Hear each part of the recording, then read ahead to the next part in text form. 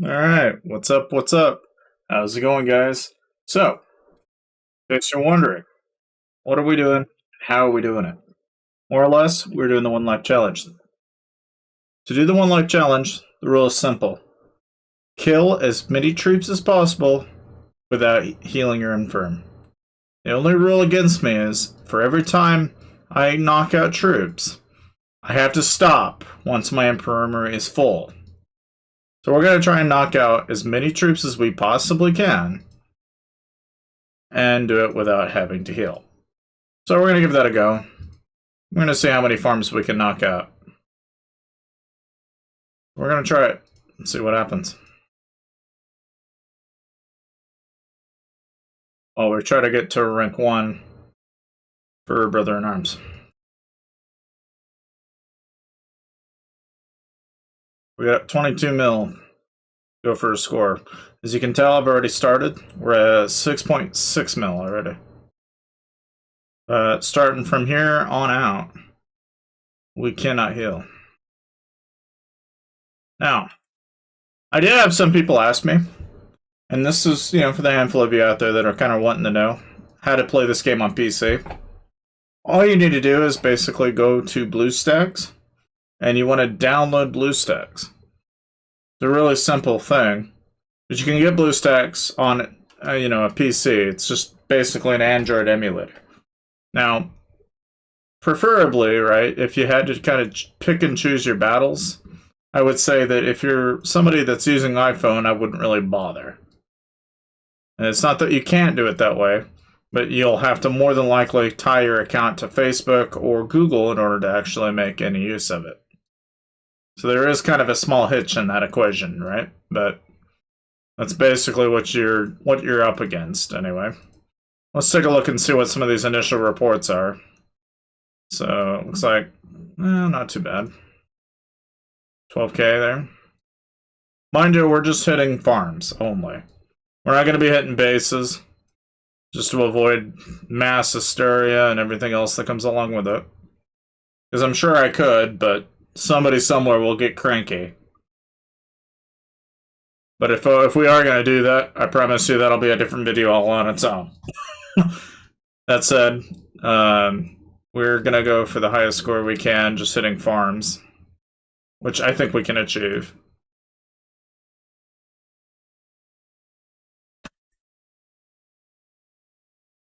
Now you might be thinking, it's a bad idea to be sending 137k with epics, but it's not.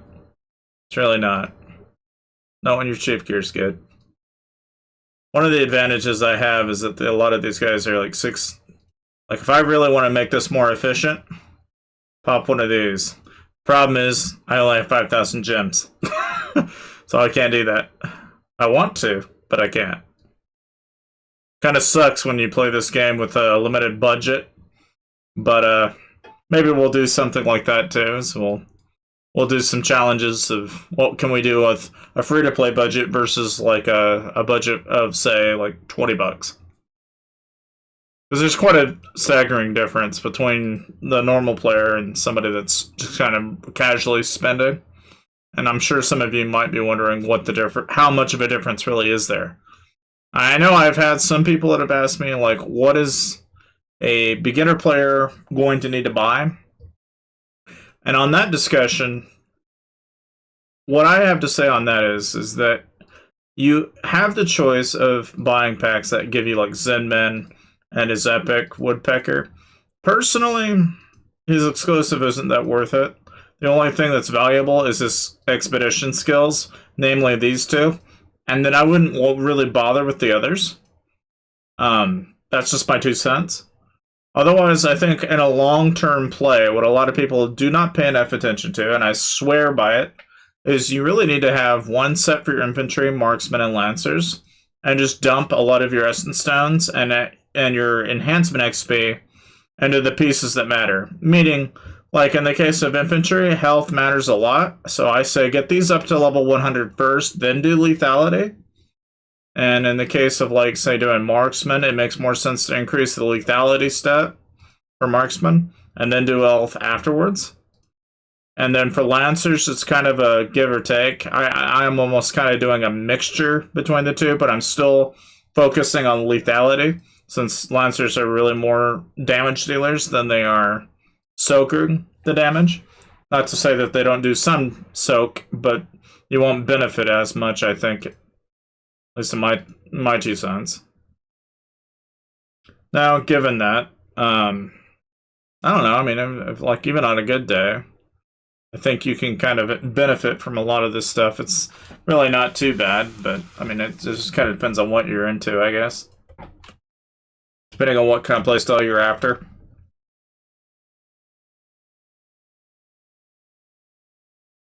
Let's see here.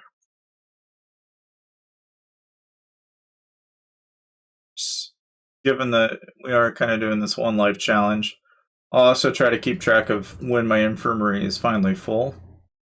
So we'll just have to kind of flip flop between the two and just kind of watch it, I guess, in a sense. That's all we're gonna probably do.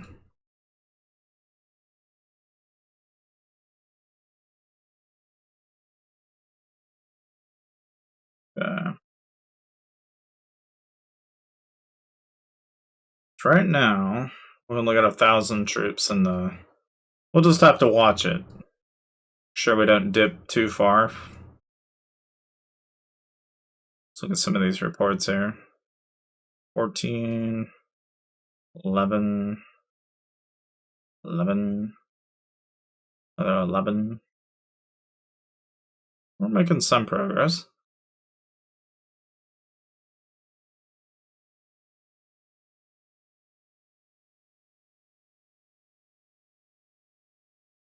One thing I'm trying to make sure I do though is recall my troops. Don't want to get into the habit of not doing that, because that is an easy way to get hurt.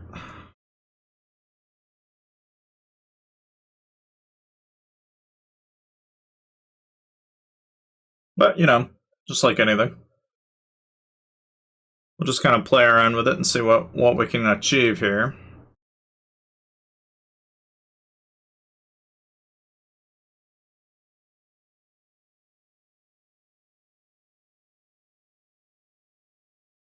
But on that discussion of like, you know, what packs you should probably be buying and what you shouldn't be, Vault of Enigma is a pretty tempting purchase to buy. But personally, I mean, the only benefit you can see from this is really just mainly for speeds and essence stones. And it's not even really so much that, it's these little custom war chant chests, which out of this, you're not going to get a whole lot of anything. In a way, the value in Vault of Enigma is kind of dicey at best. But for $5 at 10 essence stones and then a mixture, it's mainly for the speeds that really makes Vault of Enigma of any value. And then the main grand prize that actually kind of adds to the value that you would get. And you, as you can see, with 30 essence stones being the prize, not a very good value there. I think if a person was going to do it, I'd rather go for Fire Crystal or I'd go for Charm Designs and Guides or Plans. I wouldn't worry too much about like these other items. For some people that are working on their essence gear, though, the Lucky Hero chest count at 40 might not be a bad option, but even then, I wouldn't really worry too much about Vault of Enigma. When you get into the Fire Crystal Age, though, and you actually have Crystal Reactivation, this is one of the okay packs that exist out there, but it's like $50 for 300 or so Fire Crystal, and then you get about 10 of these Fire Crystal chests. And this could potentially reward you really well, but I, for one, have never really bothered to go into this. It might be worth the money, but personally, I've never really dabbled in it. What I do is I actually turn around and just gather is what I do. Okay, now let's make sure we pull here. There's one thing, like I said, want to try to be careful here because they will try to knock those camps out as you knock them out. So I don't want to make too many mistakes here if I can help it. Of course, I guess they're already jumping to scouting me. Go figure. Let's pop a counter recon if we can. Give us at least some protection. Yeah, as you can see, we've already knocked a couple of them. Some of these got knocked pretty good. Some pretty good wound counts there. Let's see. Oh, there's one down here. Let's grab that. Well, are they going to take kindly to this? Probably not, but that's what happens when you don't pay attention during Brother in Arms and you start gathering. Because it's fair game.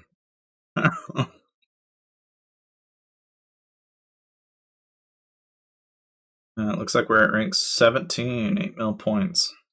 Again, remember, we're going to get past 22 mil in order to grant ourselves any score here. Like that, we just block the scout. And again, we're 13k out of 220, so we've built up a fair bit, but we're not anywhere near where it's a problem yet. Send this solo out there.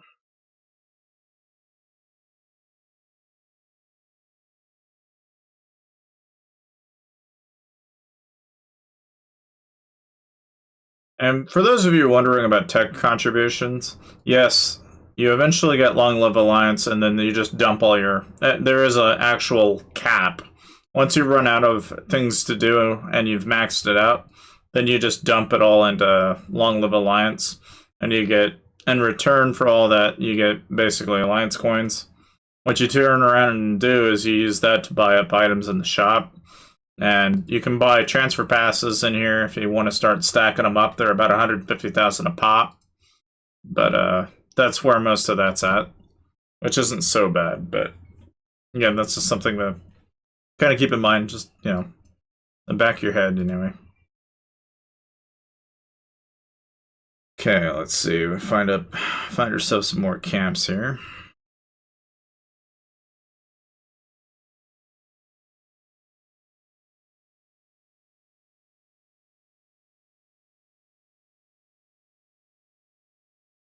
Again, the trick here is not to get caught gathering long enough to be hurt.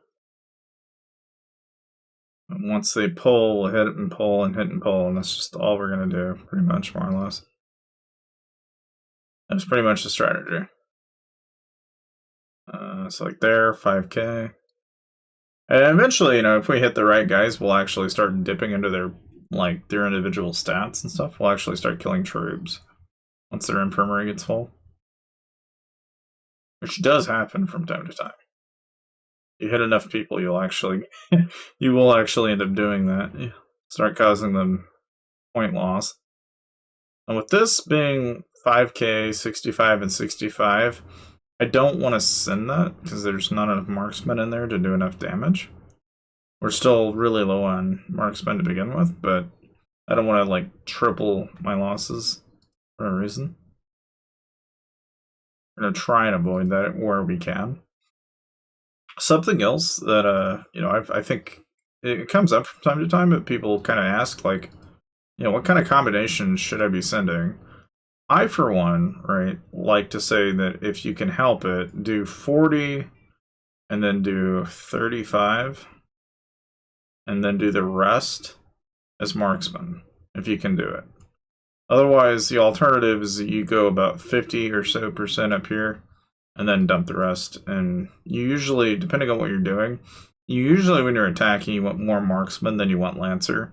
You know, in this case, the balance doesn't work real well when you don't have a lot of marksmen laying around, which just happens to be me right now. I'm a fledging in the fact that I got zeroed out during that little incident we had a while back, but it is what it is. But we're still kind of having this. We're still suffering from that. Like here, 2 to 40k. Now you might be wondering, you know, okay, how to read a report. Why is it that this is this and this is that? All I can tell you is that these are what you call core stats, and they're how do you get to 483 is maybe the first question you have, and that is partly the stats from the unit. So in this case, infantry, you got to look at your infantry hero and look at his stats. Then you need to look at your infantry gear stats. and take that into account as well. So there's 85 twice, that's 170k, or 170% anyway, and then you take 170%, you add that with whatever Smith's stats is, and then whatever research stats you have, and that's going to get you to that 483 answer. Then you can also add like the exclusive buff, if applicable. Like if you're doing a rally, for example, that'll apply. If you're sending solos, it does not apply. Very key. If you're a defender, right, then it may apply in your benefit, but again, it's very strictly most of the time for rallies, so it doesn't really matter in solos. But it's worthy of noting because that buff is also going to get applied with like any of these buffs here. Any of these city buffs effectively act as a multiplier on whatever that core stat is. That is to say, that 483 that I'm telling you about, you can take that number and you can actually multiply that by what you're getting there, and you're actually going to get a substantial amount. You're going to take basically whatever the core amount was. So if, let's say, you said your stat was 25%, you add that to your core, and then you take whatever your core is times the percentage, and then add that into it, and then that's effectively what your stat's going to be, more or less. I know that sounds complicated, but all I'm saying is more or less there's a way to find what that stat is. Now you might be wondering, how do I find that if somebody's like on a report? How do I find out what his stats are? You're not going to be able to. Unfortunately, one thing we don't know from this report is at a glance, we don't know what their troop attack is. This does get added into your imp attack, your lance attack, and your marksman attack, and it's kind of hidden. So the only thing you can really go off on is whatever your stats are, and that's really all you can do. And of course, you can look at special bonuses, and there's little details like that you can go off on, but it's pretty difficult to be able to separate the troop attack from the core stat so that you're not going to be able to easily just at a glance know what that guy's stats are going to be depending on whether he has buffs or not on. It's kind of unfortunate, but it is what it is. It's just kind of the way the game is. I had to do some number crunching to come to that answer, but I thought, it's probably worthy of sharing, so... okay, so we're at 17,000 out of 220 now. Again, we're going to periodically check on it, but as soon as we hit that limit, we're done. That is that. That is the 1 life challenge for Brother in Arms. A full infirm is our capping limit. And again, the goal here is we want to try and get to rank 1 if we can help it. I think we can hit rank 1 pretty easy if we just sit here and start hitting the largest guild in the entire state. And I know some people are probably thinking, common sense would suggest this is a really bad idea. And I agree, it is, more than likely, a very bad idea. But if we are bound by the same rules, I say, hey, if you guys say you can hit farms, then hey, nobody said that you can't be hit, so here we are. I might as well go ahead and take advantage of it while I can. So we'll go ahead and rank our way up here and get our points and get our kills. Now, if you're wondering, how do I stack up in the alliance kills across the state? I'm by no means the best, but I'm rank 3. Killbird's at 80 mil, so I'm not, by no means am I the best, but I'm not the worst. In personal power, I was rank 1 for a while, and then, of course, I had that little incident, so that took me down quite a bit. But I'm not far from the top 1 in the entire state. And if you're wondering how do you get to the top 1 in the state, it's not cheap. Okay, I'm going to tell you right now, it's in upwards of like most people, rational people anyway, would look at it and go, well, that's a few $100, right? No, it's more than that. You can add a couple digits to that. It's like it's actually kind of more an insane amount than it is anything else. And that is kind of how these games are designed. So it is something that I caution people. Like, if you aren't terribly familiar with it, there is a reason why there are people at that, and there are some that aren't. There's just a genuine reason why. There's a very fine line difference between the two. That said, we are at 17k. And we are ranking our way up here. Now, as you can tell, I'm not really doing a whole lot of thinking. I'm just popping, I'm not even going to bother sending a certain combination or a certain troop combo. If I wanted to be efficient, I would. But I only really ever do that when I'm doing rallies. But most people in the state are anywhere near where I am in the power, so I can just point blank flak the hell out of most people and don't have to think much about it. It does happen from time to time, though, but it's very rare. It does not happen that often. Like, they're 26 to 3k. The loss count there is pretty substantial difference. Yeah, it's an injury count, but 43k is like quite a bit. And again, why is that? Looking at the stats, it's forward at 2. It's it's a pretty, so it's almost double. And then you take the fact that they're FC1 to FC3. And that's something else. If you're not able to read a report, this troop power comparison report that you're looking at is literally telling you what the individual power is of the entire march versus your opponent. That's all this little report tells you. Okay? Now, for some reason, and I don't know why, it can be very difficult for some people to understand the fact that, yes, the type of heroes you send in a march is going to impact how well that march is going to do. It's really not that complicated, because if you look at, your hero and you look at your gear, the gear is going to add both the lethality stat as well as it's going to add the health stat, okay? But just as much, you also need to kind of be paying very close attention to what type of skills you have, are they skill tier 1, 2, 3, 4, and 5? This star tier here will determine what skill level you can actually set these to. Obviously, like, say, star tier 4, you're going to have access to level 4 skills. Star 5, you're going to have level 5 skills. So it's relevant in the sense that you can see what the bonus difference tier is in the stat. And obviously, where exploration skills apply in arena, or whenever you're going into, so like, for example, if you're wondering what those exploration skills are used in, it's actually used in the explorer's cabin or whenever you're in arena. But basically, all those exploration skills are in reference to, or basically as a skill of that character is playing in that little arena, vice versa. Like, that's all that really means, more or less. Like, that's how it's getting used. And I've seen some people that actually conflate the skills, so like they look at it and go, well, why can't I use different exploration skills? Well, the point being is that, like, some of these skills, for example, like Fires of Vengeance is a standard skill you see at the bottom that pops off, right? But then you also have like Heat, Diffusion, and Incinerator, and these are just passively going to be applied regardless of whether you're actually doing anything. You don't have to swap them out or anything. I've seen some people ask about that, but like, there's no sweating that. Like, it's just kind of the way it is. Now, as far as your expedition skill, in the same way that this skill is important, this is the same thing. Whenever you're joining rallies, or when you're actually sending solos or what have you, this is the first skill that's going to be considered when you're joining a rally. And more or less, the first 4 people that join the rally, this is the skill that is going to get applied to the first 4 people that join it. The first 4 people, this skill is the skill that's ultimately going to get used. But yeah, I don't know. I could go on a diatribe about skills and heroes and such, but if you really want to learn more about that, just watch a couple of the videos I have on the subject. I've even discussed like certain heroes that you should upgrade and certain things you probably ought to do. I will say that some people ask, like, okay, should I be doing Gen 2 or should I be doing Gen 3? And think of heroes in essence as an advantage at the point you are in the game.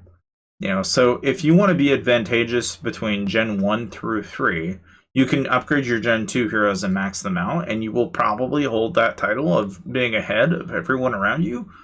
But once Gen 3 comes around, it will no longer be as advantageous. Once a max Gen 3 player comes around, the newer generation of heroes is always going to be better than the previous. And thus, if you're not willing to spend to max them out, it is almost pointless to do that. There is, to some degree, still use cases for them, because like in the case of Mia, for example, if you have her exclusive gear maxed out, okay, you're going to get 15% for a rally, and this is about the only thing of value that you'll have left, outside of the fact that, every generation of hero is always going to be better than the one previous to it, so in a way that's kind of why you have some people that'll be like, huddling around certain heroes and such. Like, that's really about the only reason. And again, it doesn't last very long. It's for about the first 2 generations, I would say. And then after that, it's by the 3rd generation, it's rendered useless. And so in some ways, you kind of have to be thinking about that. You gotta be thinking ahead. Okay, let's see, where are we at here? So, oh shoot. Okay, so like here we got defeated, so we lost 48k. That's not good. 1 to 12. Okay. 26 and we would definitely want to avoid those 48k wounds if we can help it, but it can happen. We're going to try and avoid those if we can. So we're at 69 to 220. So we're almost already got a full infirm, but okay, we'll just keep poking around at it. Well, we'll try to avoid that if we can help it.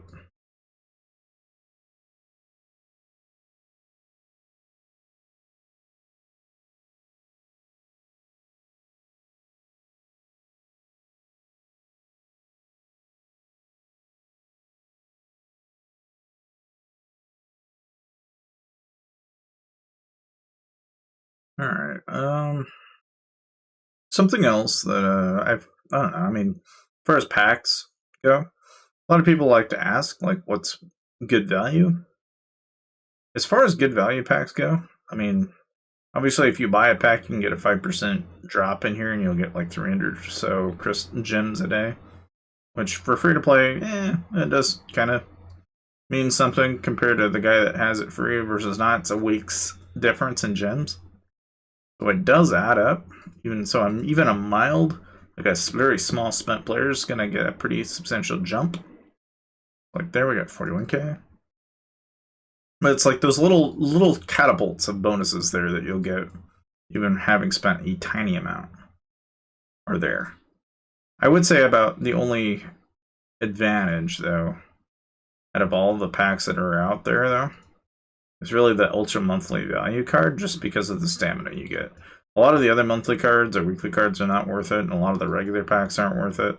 And once in a while, these other packs that come out, depending on the time, can be worth it, but it's kind of a debate over, what are you doing at the time, and if money is of no concern to you. If money is a concern, then you have to be kind of picky about it.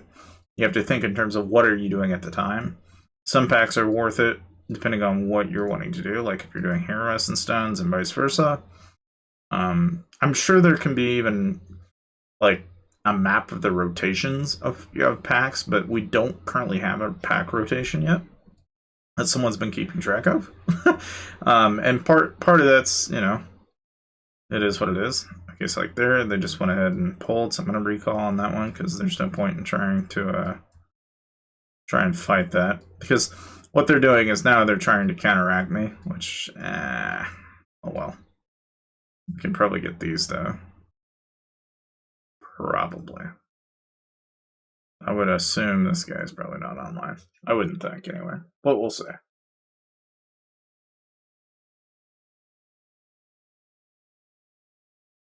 And again, you can see it's getting pricey. 71k to 220. 16 or so million just to heal. I have about 200 mil, so it's not as big of a deal.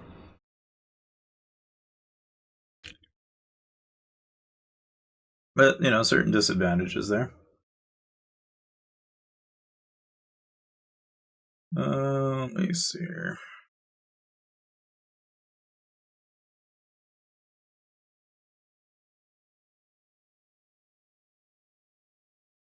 Do I buy the Artisan Trove chest for alloys and solution, or is there a better method?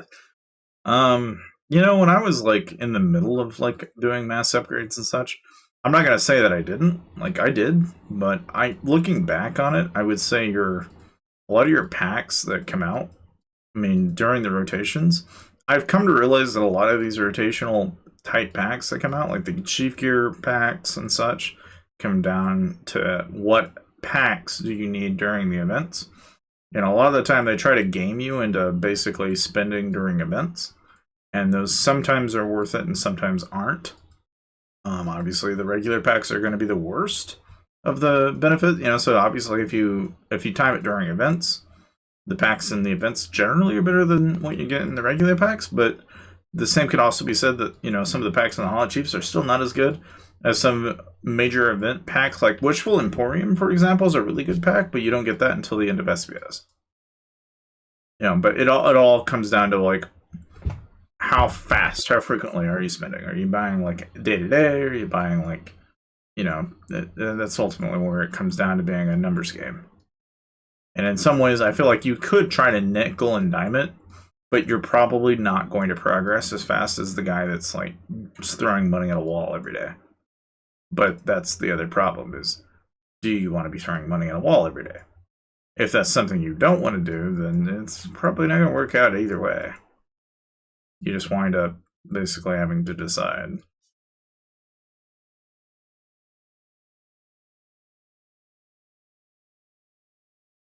Let's see, where are we at in Brother in Arms? Okay, we're 10 mil in, rank 12.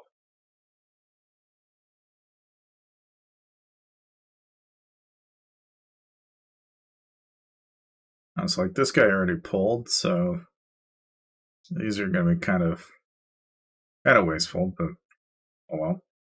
Rather than waste recalls, we'll just pull them.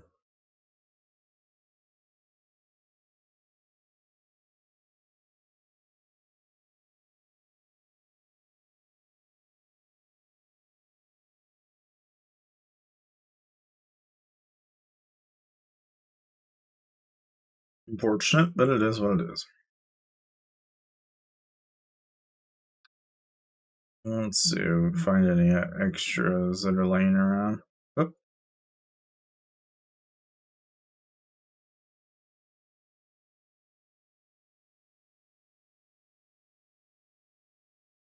Get some of these outside ones and see if we get any luck.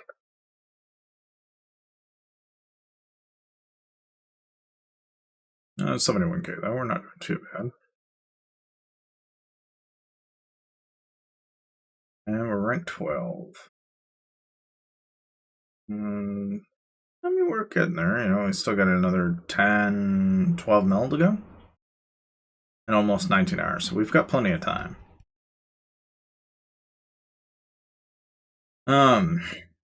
And I don't know. I thought about like making a video over like some of the things that you guys are probably noticing. Like right now, there's mercenary prestige going on, King of Icefield's going on. There's not really a whole lot to it though. Like I think a lot of people already kind of picked up on what to do and how to do them, but I don't know. Maybe there's some wisdom I can spread. Like I can tell you about the only wisdom I can give you is that the amount of time that King of Icefield will take. By the time this ends, you have a week of absolutely nothing, because that's where Alliance Mobilization takes over, and then that following week, you have SPS prep. And so you have a decision to make. You can either dump all of your time and energy and effort into King of Icefield, or you can do that at a different point in time. And you can just kind of decide, like, what to you makes more sense. And that's really about all there is to it. I mean, there's not like a whole lot you have to dice around to do. It's just kind of the way it is.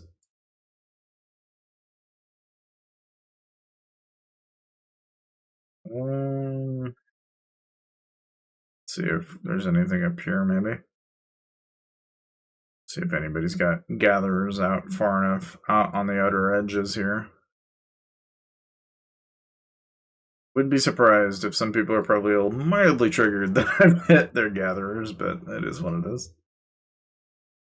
Do not call this game a peaceful, loving war game for no reason.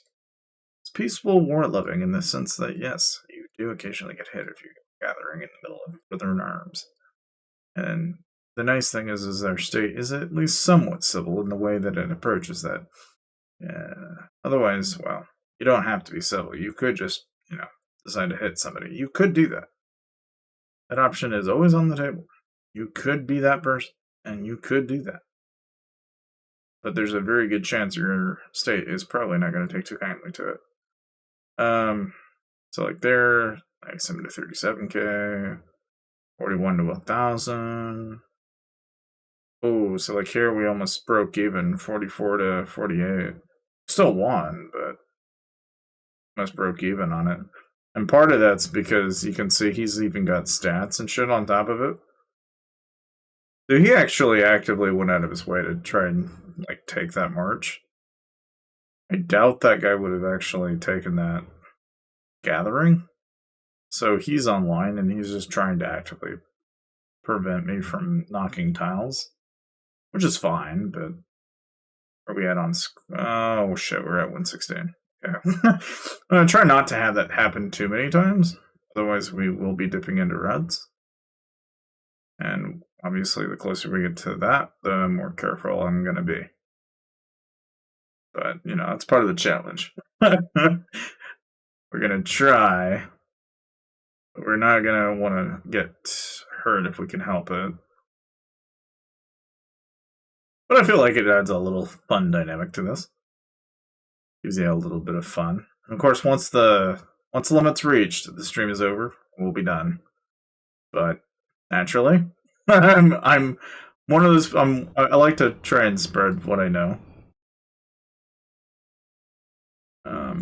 I will tell you though, like if a person wanted to nitpick this a little bit more than the way I'm currently doing it, again, the reason I'm doing this the way I'm doing it is because I know the people I'm up against are not, a vast majority of them are not going to be prepared. But if I really want to nitpick like compositions and nitpick them to where it's like, oh, I know this is a brain dead, like easy way to do it, it's going to be more efficient. I can literally probably start nitpicking it starting now because of how close we are getting to where losses are actually going to start dribbling into our count a little too much. Because up until this point, I've been a little too I've been careless. I don't know. I think we can still hit our goal. I think we can actually hit the. I think we can hit number 1 still, and still have like not completely full infirm. I think anyway. Right now, we're just messing with the top alliance in the entire state, so there's always a chance that we may bite off more than we can chew, but it is part of the fun. Yeah, let's see here. Up until this point, we look to be running out of farms here. There's not as many people sending gatherers now, which either means I've either killed them all or I've pissed that many people off. One of two is possibilities, but there's probably not as many. It means I can always go hop to another hive. The other option too. I don't have to stick to this one area if we don't want to. Alternatively, probably the next best place would probably be TUA. Which, to be honest with you, I used to have these locations saved, but I have not been keeping up to date with all of the Alliance locations. I just happen to know where core is because I've been paying attention to that.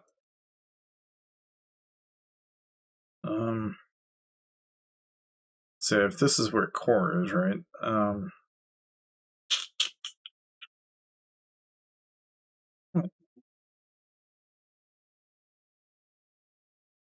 Look around, I guess. Let's see, what do we have here? Nothing. Absolutely nothing. Okay. Okay, so like over here, when site? But maybe what's this? Ah, here's TUA. Go bookmark those. I'll probably need this for later. We could probably pop by and start knocking TUA, because I think we've already knocked enough people in core to probably put them on high alert. So let's try and find... You always want to try and find a place where there's not as many banners, but you also want to find that like that little cookie cutter area that, you know, nobody's paying any attention to. Because that's going to be the spot where all the good loot is. The only trouble is we got to find all these farms. So there's only like a couple. Where we're at, it looks like this might be our best bet. We're going to just go right here, I think. The problem is I can only do this once. So actually, we may not do that.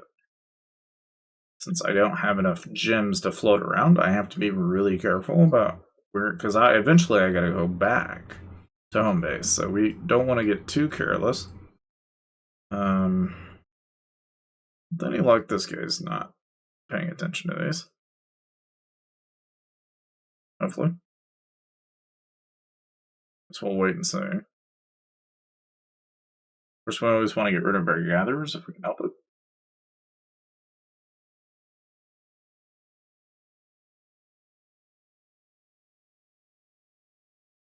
Yeah. Let's see. Is there any other to be out around here? Oh, yeah, sure enough. So, like, if I wanted to nitpick this, right? You got 19k here. I mean, obviously, if you have more marksmen, great. But, like, when you're looking at your balance, you always want to have more than 40% infantry, regardless of what you're sending. And in a perfect world, you really want to have more marksmen when you're attacking than you do lancers. Half the battles, I just don't have that many on hand when I'm sending this many marches. And so I'm just gonna have to kind of let it fly, even though it's not as efficient. But seeing as how we're more than likely going to have a stat advantage, we're just gonna let it fly and just see what lands.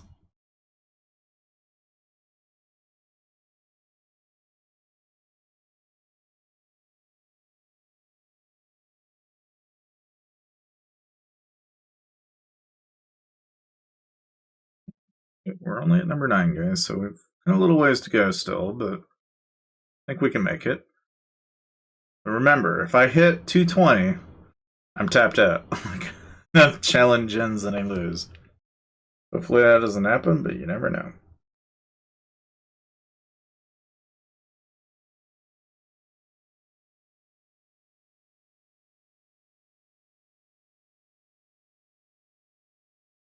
Eventually, fortress battles and castle battles coming up too. That's going to be interesting. I'll have to kind of wait and see how that plays out. I will say though that like a lot of the game, you can dictate almost all of the fighting for the most part by charms. Like gear and charms are a big part of this game in a very major way. Okay, so let's see what we got here. Yeah, 11k there for 77 troops, and 66 troops for 16,000. It's a very substantial difference, and again, all of it comes down to the fact that you've got 200 or 300% more. Like this guy, 90 to 28k, major difference. It's like almost a complete landslide. Even though I don't have any gear on these heroes, it's not as important. We just want to keep a habit of making sure we don't have any tiles open. Because what happened earlier is what that guy did basically was wait and hit that tile as soon as it landed. Otherwise, what he would have done is he would have pulled, I wasn't paying attention to it, and he marched on it and just refilled it with a counter march.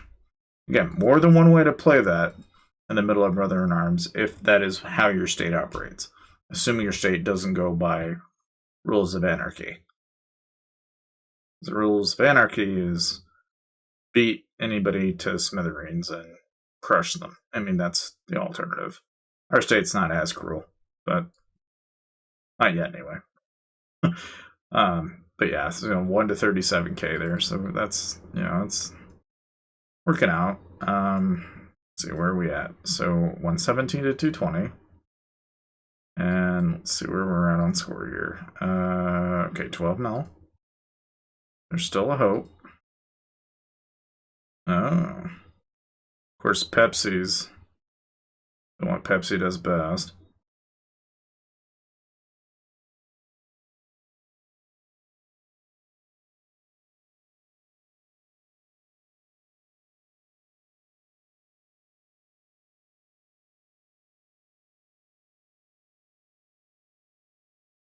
On the off chance that Pepsi sends a solo, they'll be breaking some terms, but we'll pop these just in case.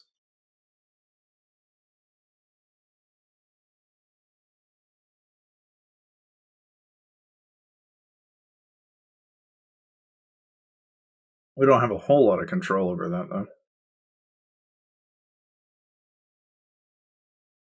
We do have some shields, though, so Option is at her disposal.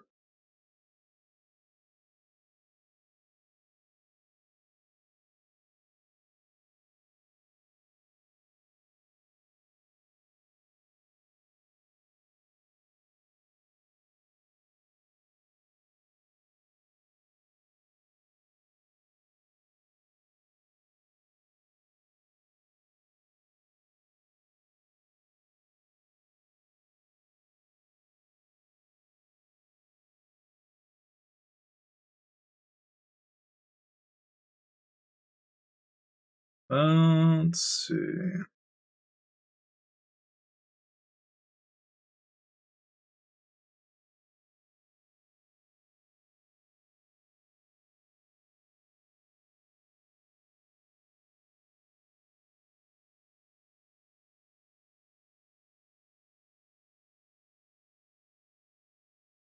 Okay, now our marches are back. That's like there's Seal, so we could hit that, but I know Seal's on. And I know how that'll play out. If I hit Seal, it'll just bounce back. And we've also only got 117 out of 220, so gotta be kind of careful. Try and see if we can find any on around here, maybe by some luck. Otherwise, we may end up bouncing on random around. I do happen to have some randoms. I don't know how many randoms I actually have on me. Look here.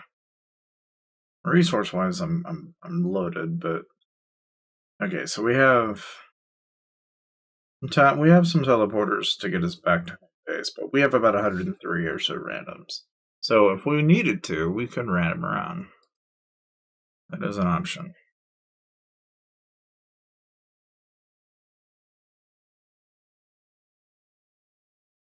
Um,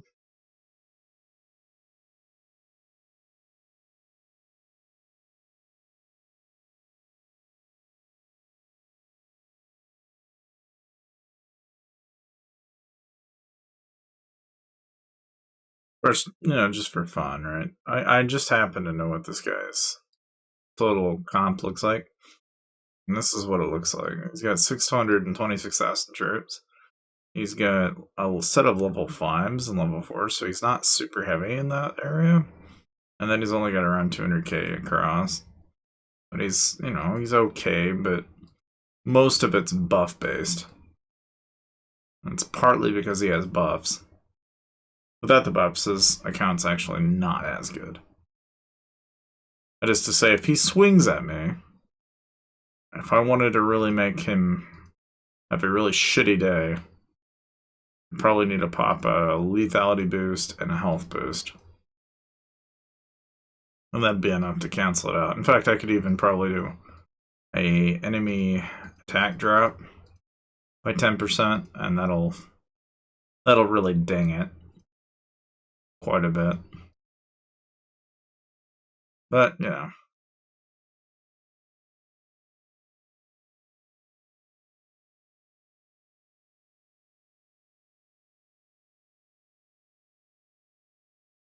Let's see.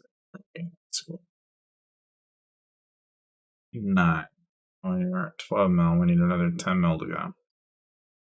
Just to break even.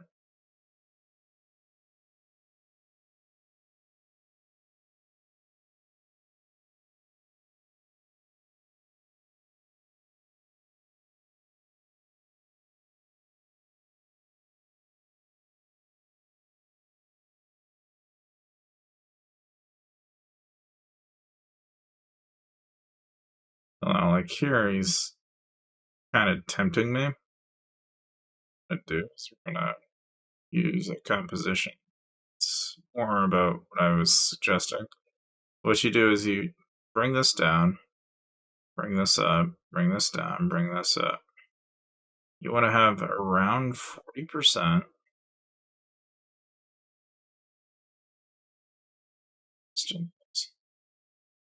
40, 20, 40.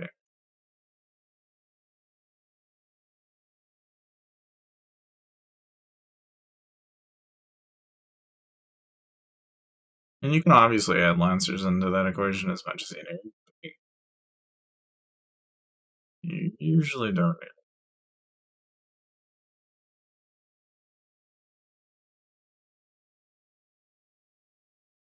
17, so we're just gonna watch it a little bit.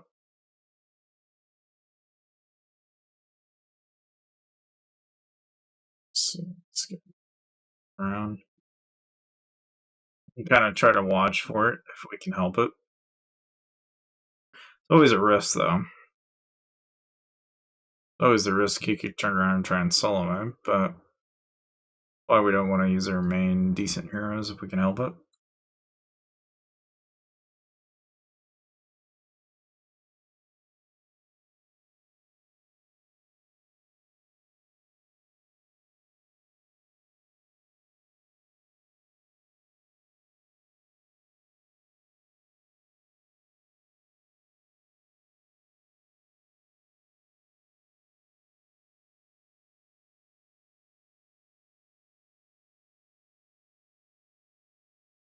Of course, the question I guess they're asking why I'm why I'm soloing. It's like, why not? Freaking brother in arms.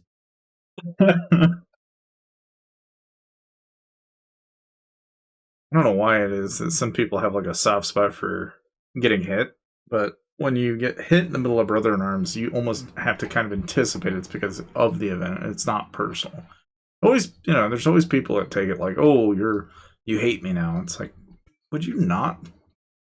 There's always that like level of hate. Like, I don't know why though. And if it was personal, like I'd probably straight up just start soloing the hell out of Pepsi right now, and that's just because I don't like Pepsi.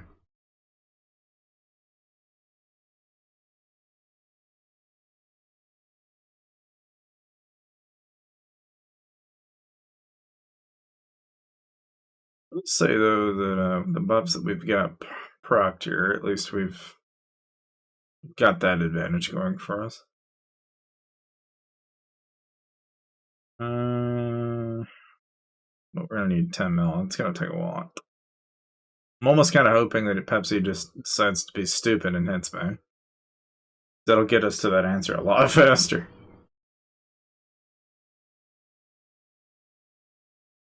But we'll see. Benefit of hitting, especially the farms like this, though, you don't lose troops doing it. Usually. It's not that you can't, but usually you don't. At the moment you walk into base territory, that's when you'll start losing. So like 104 to 3,000. That's, a tiny amount of troops, but yeah, well, we got the points, so.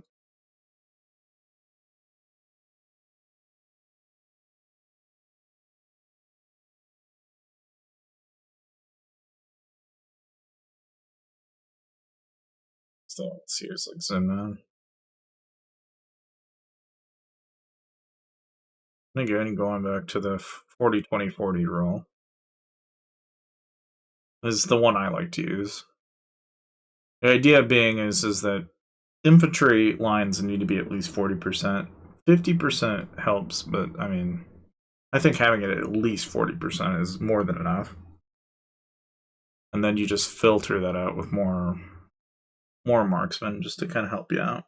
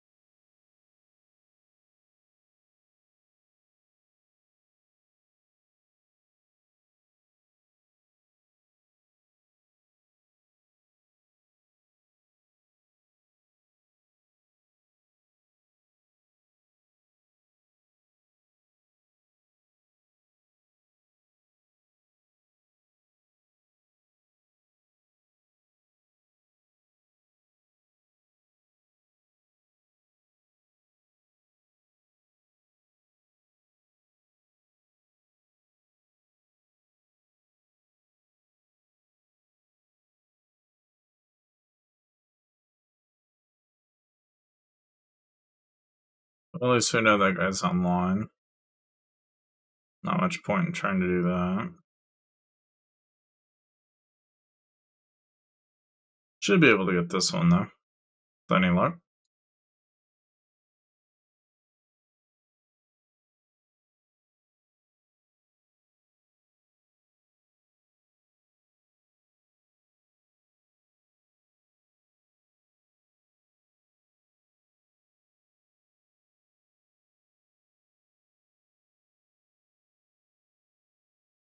I guess they're making observations.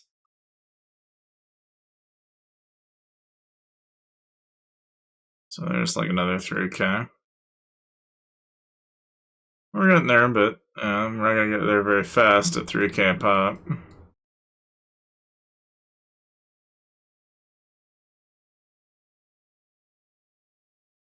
Like this one, we need something like this to get through it. But I'll show you like a 40-20-40 blast and show you what difference that makes. Seal's comparable to me, so we'll see how this plays. This could add another 40K though, even though I've got what I've got. In fact, I could probably, let's just do this. Gonna put us behind just a wee bit, but it's gonna help.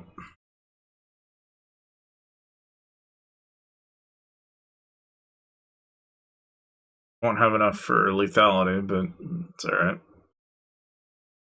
That should help. And keep our troops alive a little longer and help them do damage.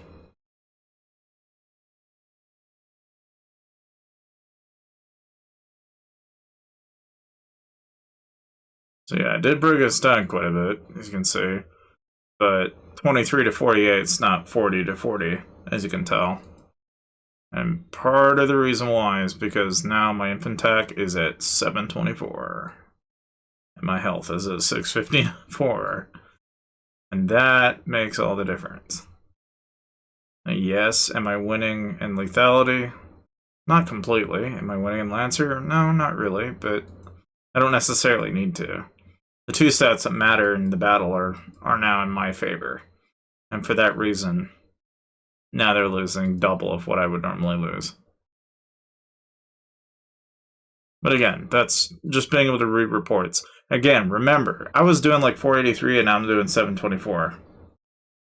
Do I invest on the Gen 4 heroes? I'm a moderate spender. You know, I was just discussing this earlier, and the answer to that question is always, if you're planning to max them out, then yes. If you don't, I suggest you just hold on to shards until you actually have enough to max out a single set of generation heroes. I think the most benefit you'll ever gain is when you can actually have a fully maxed out gen hero, because that's how you get the advantage of like ranking an arena. It's what gives you the advantage when you're up against other players in PvP. So if you ask me, save your shards, build up like a fairly large stash of them, and then when you can actually say you can max it out, then do it. Now, how do you know whether or not to max it out? How do you know how many books you need? These are all questions you can find out in the Whiteout Survival Discord, and they do have metrics on how many shards you're going to need, but to the best of my knowledge, it's like 600 shards off the top of my head. It's probably a little bit more than that. Probably maybe more like 1,000, but what do I know? I would assume, though, if you've got 50 times 4, then it's like 100 at the last 5 stars, at least 5 times there. There's at least 500 that I know of. 200 to 300 probably in the next 3 star levels, so it's probably closer to 1,000, but what do I know? Trying to remember anything off the top of my head is pretty bad when it comes to hero shards, but I do know that on the question of upgrading Gen 4 heroes, a lot of people will say that your options as far as like Amos and I think it's, I remember. That's something else I was going to make a video on, so if you want to stick around and watch that video when I actually do release it, I'll probably take the time and look at every generation so you know like which heroes get assigned from which events, and then whether or not should you invest is going to be kind of a question of what do you actually have available to you at that point in time? I can say that heroes, in my experience so far, are kind of like performance boosters.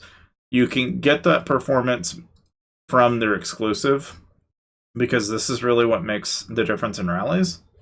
And the only people that'll ever really bother upgrading this to 10 are the people that are actually going to spend the money. But outside of that, if you're not going to have it fully tiered out or fully leveled out, like you can see I have a Mia that's at 4 stars, but it's not completely maxed out. I mean, yeah, I'll dump my mythic shards into it, and eventually I'll have her at 5-star. But by the time I do, Gen 4 will be probably on the release schedule by that point. More than likely. The way I look at it, though, is I'm not focusing my investment into the hero itself. I think a lot of people love to do that, but it's not really a best use of money, in my opinion. You're probably going to find more benefit in actually investing in the gear that you assign from a hero, because you can just unequip it and add it to a new hero. There's more investment in the hero essence gear than you are, if you're doing essence levels and doing the enhancement for the gear. I think you're going to find that you have 3 really decent sets, like 1 infantry, 1 marksman, and 1 lancer set. Have one of those 3 sets all maxed out, and then work on a 4th, then a 5th, and a 6th. I think that works out, in the long term. And for the amount of money spent and time invested on a hero that you could have spent into that gear, you're going to come to find that it would have been better to just have it in the gear. That's just my 2 cents. And that depends on whether you're playing a couple of months or a couple of years, or if you're wanting to be like, if you want to be Peter that robs Paul, right? You're going to max that shit out, and then you're going to walk all over everybody for like a month or 2 until the next generation of heroes come out. And then you're back to being bottom of the totem pole, and then you have the decision of either doing it again and or not doing it and just kind of sitting back and saving everything. So ball's kind of in your court. It's just, even if you do that, it's not cheap. And you'll very quickly rack up a pretty hefty amount of money pretty fast. Just in heroes. Which, if you're doing base fights, it's almost a necessity. That's why some people will just do nothing but upgrade everything that they've got at that point in time. But it's not really efficient. Like, you can probably slow roll, like Mia, for example, just by doing Lucky Wheel. Lucky Wheel heroes are like some of the easier ones to do. And then heroes like Greg, for example, and the Gen 3, anything that involves Hall of Chiefs.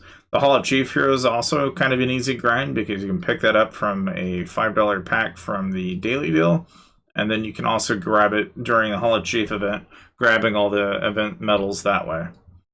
So inevitably, you don't really have to dump your mythic shards. The ones that actually end up costing a lot most of the time are actually the Hall of Heroes. Those are the ones that usually cost more, because you've actually got to dump gems and or money into getting those, usually.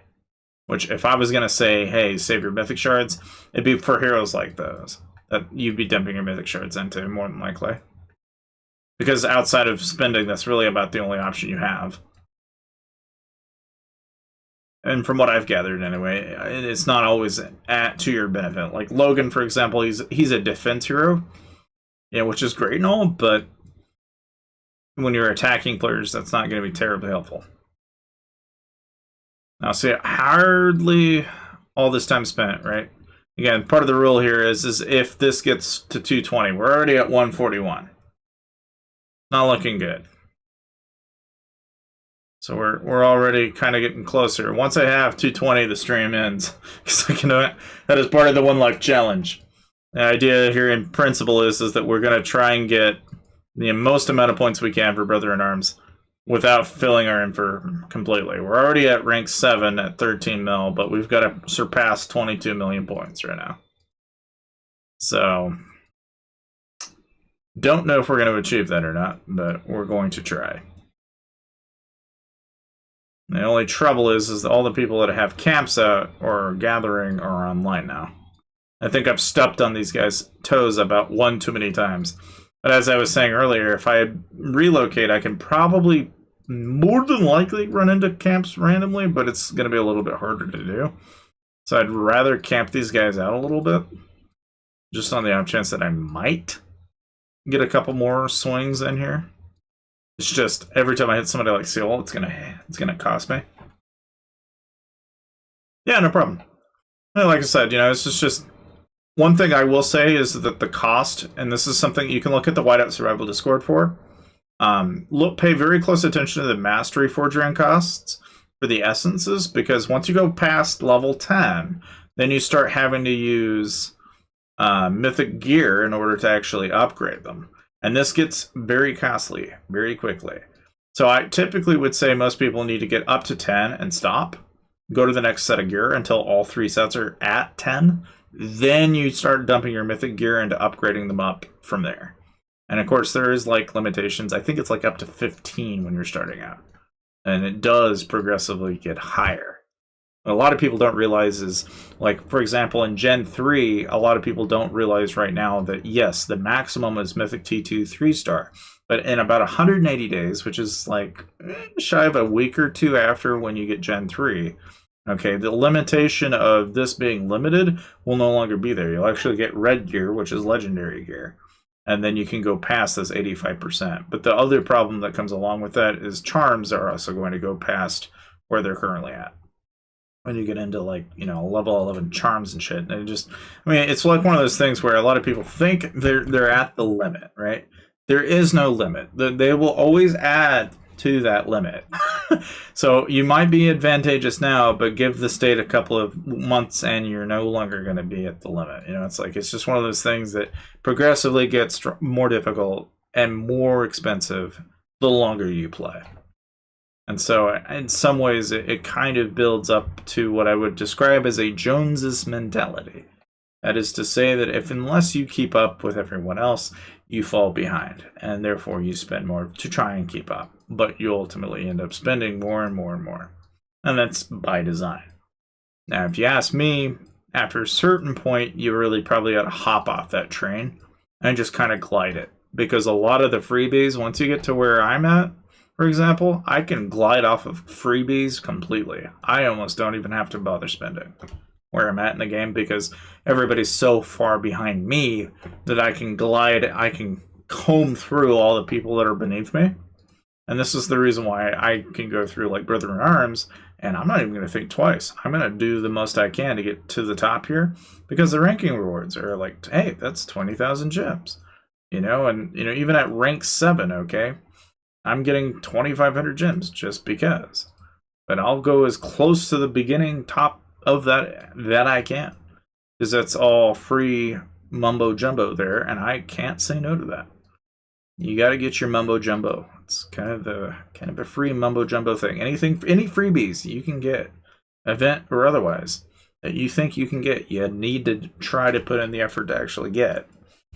Not all the time, but it does play out in the long term. Anyway, kind of like Icefield, for example. Like, if you didn't know, once Icefield ends at the end of this, you get a week of Alliance mobilization, and then at the end of that week, you'll have SVS prep, and then you'll have the event that a lot of people typically suggest is when you really ought to be dumping any amount of resources or anything into it.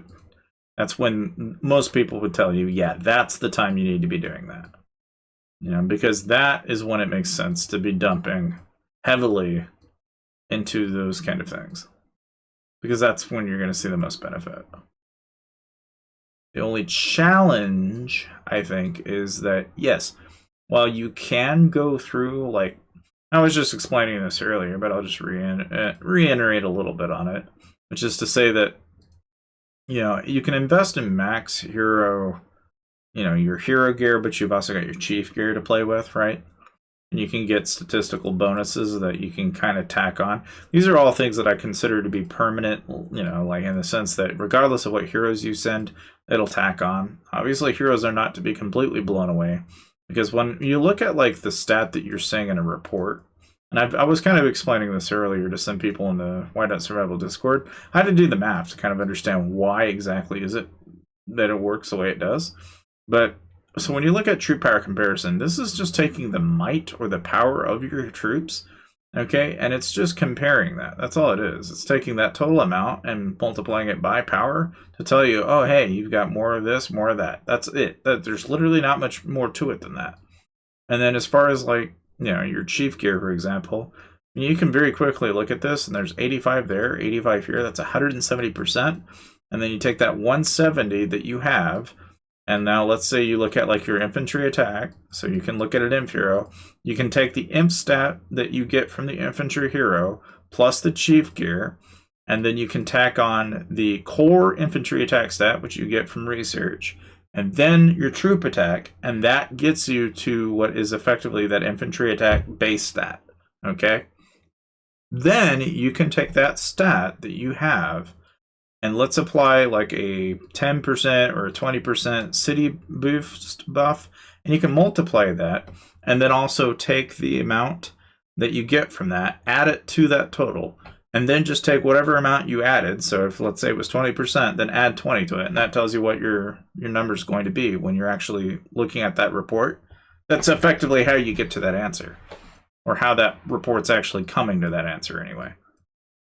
Which is kind of interesting, you know. I was thinking, well, surely I can go backwards, right? I mean, that is to say, I could look at a report and look at someone else's stats and be like, oh, I know what their core stats are. No. And the problem is the two mysteries that I just told you were. The first mystery is you don't know what their troop attack is. The second mystery is you don't know what their core research stats are. And there's no way to differentiate these. You can, to some degree, if you're fighting somebody that's maxed out, you can differentiate their like hero stats, for example. You can differentiate, in a way, kind of their troop attack. If you compare the three stats, subtract, you know, their hero stats from all three, you might be able to get pretty close. But you're still going to be comparing, you know, what is effectively the core research stat and the troop attack. And there's no way to separate them. And it's kind of annoying because I was kind of hoping you could do that, but you really can't. And that's the limitation that, you know, while it's not terribly beneficial, it'd be nice that we could have it, but we'll never probably have it. It's just one of those things that the game developers knew all too well what they were doing when they did that, and they wanted to keep that a secret. And it's what effectively makes it a strategy game. But why that matters is if, let's say, I knew that, and if I knew what the core stats of somebody was, I could tell you whether or not when this guy has buffs or not, what his attack stats are, which would be hella useful if you're going to rally somebody out, because then you'd know, oh, hey, he's got 500% without buffs, and I have 700 with buffs, so I've got a 200% bonus that I could flack the living hell out of him, and I'd be winning every time. Like, that's just the mentality that I have, and knowing how you get to those answers. And again, a lot of what I just told you, if you're wondering, yes, I have made a reports video that I kind of went into depth with this and actually showed some of the math that I do to get to that answer. But just as easily, you can find some of that information actually in the Whiteout Survival Discord as well. Okay, if you were to invest in one hero from each generation, who would it be? You know, if you're going to start picking generations and heroes from each generation, right? The answer is always going to be, what are you doing? If you're defending, you're going to pick the defender heroes. But you also have to think of it in another way, right? There are heroes that are going to be advantageous in Arena. There are also going to be heroes that are advantageous in PvP, all right? And depending on which lens you're going to look at it from, okay? Just from Gen 1, Gen 2, and Gen 3, okay? I can tell you at a glance, okay? Flint is helpful for defending. Alonzo is helpful for his buffs that he gives you in Arena, in part because he's one of the few heroes that has a splash damage skill, which, as you might remember, with a hero with a splash damage skill is very similar to like Molly. Okay, it's an area of effect skill that effectively blows away a group of targets. Okay, those are heroes that typically will be more advantageous to have in Arena than those that don't. Okay, because it's an area of effect skill. Now, when you look at it from that lens, how do I know at a glance what heroes to upgrade is really going to be dependent on what is this little bonus down here going to do. The key factor that you need to understand with this is this little buff, like I was explaining to you earlier with like the city buffs, it's a multiplier onto whatever your current stat is. So when I'm looking at a defender troop attack by 15%, this stacks with other exclusive heroes. So if I have a 15% with Flint, and let's say I've got another defender hero that happens to also have a 15% troop attack, those two would add together and you get 30%, and it's a multiplier off of whatever that current stat is. So if your infantry attacks like, say, 500%, you'd be taking 500% times 30%, and then taking that amount and adding it into your current core stat, plus 35, and that would get you the total amount that you're going to have when you're attacking. You know, it's like, that's why that's advantageous. Now, I can't definitively tell you, like, oh, okay, buy this hero, upgrade this one. There's not any one hero that's like really good for any one use case. Like, some are good and bad. It just depends on what you're wanting to do. What I can tell you is like, you know, for example, if you're going to buy Geronimo, a lot of people will buy Geronimo. What they don't realize about Geronimo is you don't get Geronimo unless you max out all of VIP. And to be honest with you, to upgrade and max VIP 11 to 12, that is a stupid amount of money. That is not a lot. That is not a tiny amount. That is literally thousands. Like, unless you dump all of your gems and you dump nothing but VIP points into this, because again, the only other way you're going to do that is through packs. Okay, it is not easy to get past 2.4 million or so. That is not a cheap thing to do. Okay, like, that is a lot. Even the people that have been playing this game for probably close to a year didn't get to that very easily. You know, it's like in a very early young state. Like, if you think you're doing that like in the first month, good luck. That's not going to be cheap. So yeah, I don't know. It's just like certain advantages are there, but you kind of have to kind of know that going into it. Okay, so if you were to invest in one hero from, sorry. Best startup heroes for raids. I now start playing. I don't understand the low heroes. What should I put together to do raids, etc. Okay, so like when you're going around and attacking players, right? The first thing you want to pay very, very, very, very close attention to, okay, is what is the very first skill up here on the top right? Why is it that I'll use one hero over the other is incredibly dependent on this little stat here. Because damage dealt by 25%, when you join a rally, the first skill on this right tab here, the first 4 people that join that rally, this skill is what's going to be added into the rally. Okay, now if you're going around and soloing people, it's not as important because it's going to get applied anyway. So that is to say, if I had, say, Flint, all 3 of these are going to get added in because I'm sending a solo. Okay, the rules are a little different. This is also important with exclusives. Like, these exclusives only apply on rallies and defense. They do not apply on solos. That's the other thing. Like, a little different. The verbiage here on that is very important. Like, because certain heroes are going to do certain things for you. Like, for example, a 25% damage dealt bonus is obviously going to be pretty good compared to, like, say, an epic that only gives you, say, 25 here. But you notice how all she has is just this skill and just this skill. Expedition skills are the only thing applying in PvP. Exploration is the only time you'll see it, like with the caravan or whenever you're doing arena. Only time the exploration skills actually get applied. But as far as like how you know which heroes to use for what instance, I can tell you, like, point blank, when you're using Sergei and Patrick, it's when you're defending. Nobody wants to use Gina, period, because Gina, a lot of these heroes that I can tell you why you don't want to use them is because, okay, stamina cost down is only going to apply to your stamina. That doesn't help you in PvP. You're not wanting to reduce stamina cost when you're fighting somebody. So I can tell you what not to do, right? Because you can look at this at point blank, and it's like, okay, if it's gathering, hunting income, vice versa, yeah, if that applies, it doesn't do you any good in PvP. That is to say, if you look at like Sion, for example, you're getting 20% troop attack, right? Like, attack cap is one thing. So it's knowing that, right? That's kind of how you got to look at it from that lens. You know, there's body, which you can get 20% damage taken down. A similar approach, right? Now, is that better or worse than having, say, 25% damage up or increasing damage dealt?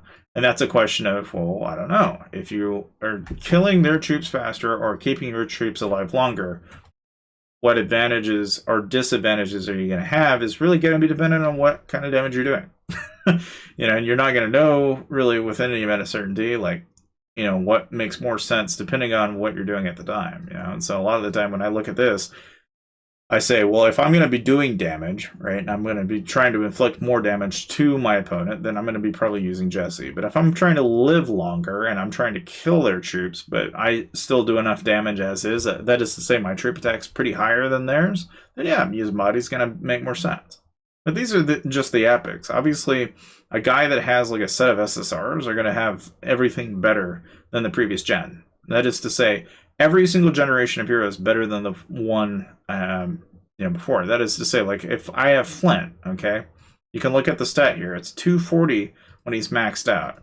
If I look at a generation before it, and look at somebody like, I don't know, if I give you like a 1-to-1 comparison of, like, say, Natalia, for example, that's 200%, right? Now, little bonuses there that are going to add up substantially over time. Is he the best of... Well, when you're in Gen 1 and Gen 2, he is. But by Gen 3, you're going to get the same skill, but in a Lancer with Mia. Because there's 15% with Rally Troop Attack. Now, if we're talking skills, again, like I was saying earlier, the higher the generation, typically the better the damage, the output, and so on. And he's only good until Gen 3. Then by Gen 3, it becomes pretty dicey. By Gen 4, he's pretty much useless compared to the heroes that are maxed out in Gen 4. By Gen 4, Geronimo's rendered pretty much wishy-washy. And he's still useful, right? Because, as I was telling you earlier, the exclusive stack. That is to say, if I sent 15% with a Mia, 15% with a Geronimo, and then let's say I happen to find a 15% with a marksman hero, those are all going to stack together. That's the only reason why you'll ever have people buy out their exclusives. It's for that reason. Now, is that more efficient? Yeah, that's a different question.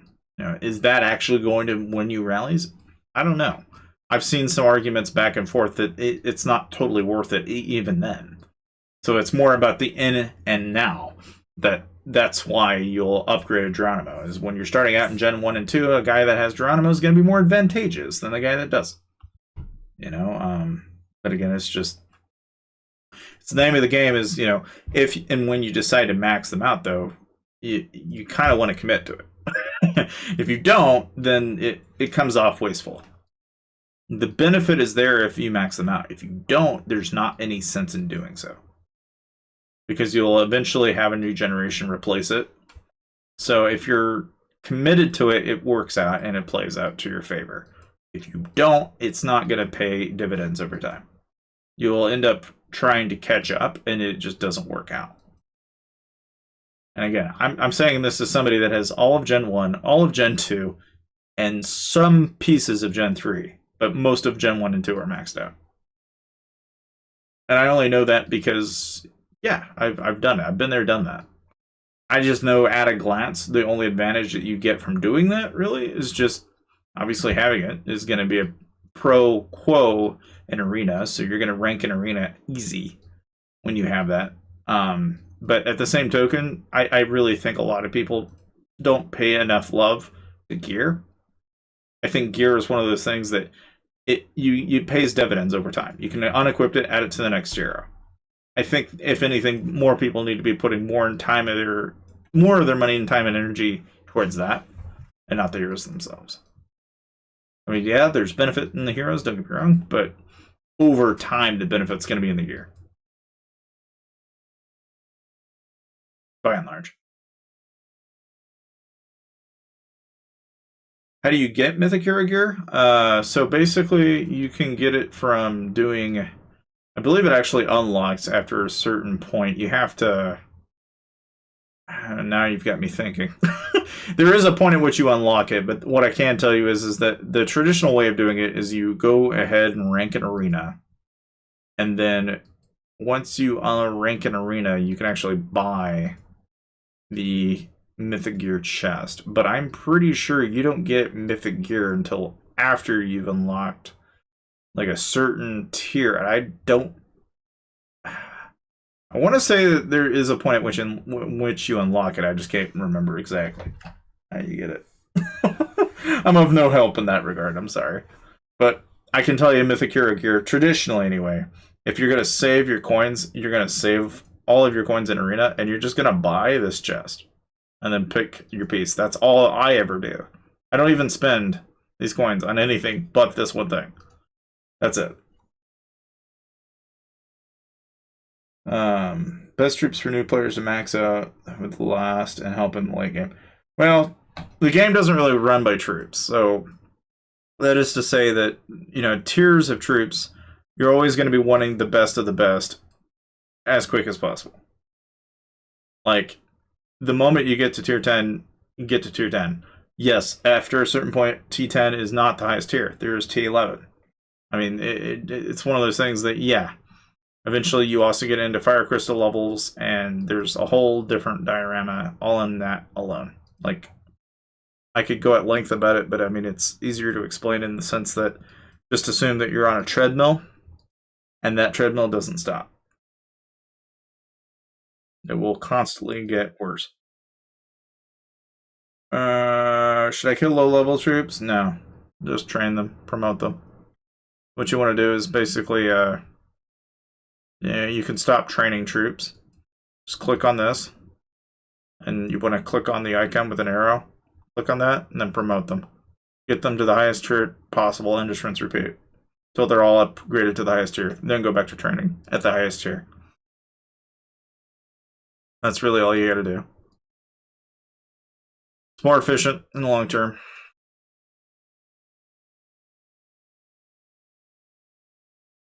And where are we at? 142.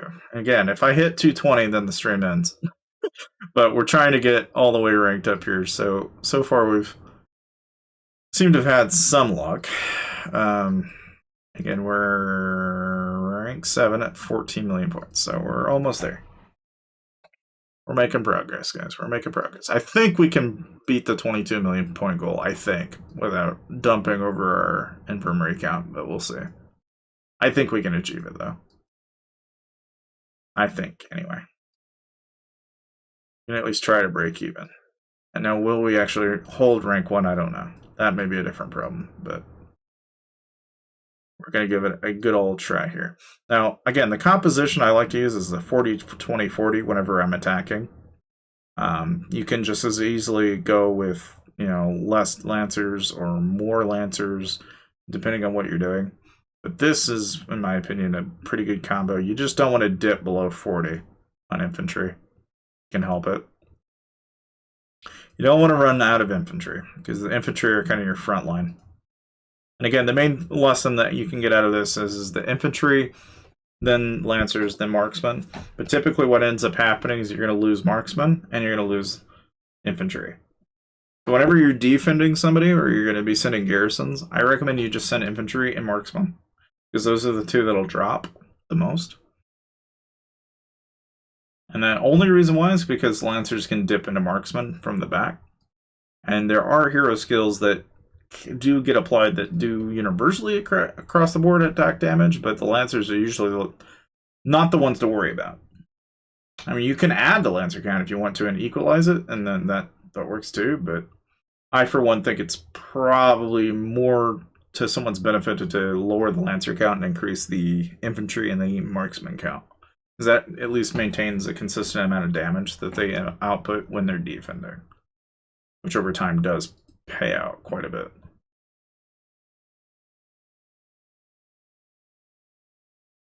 Again, like just taking the defaults like that, I mean, you can do it that way, but it works.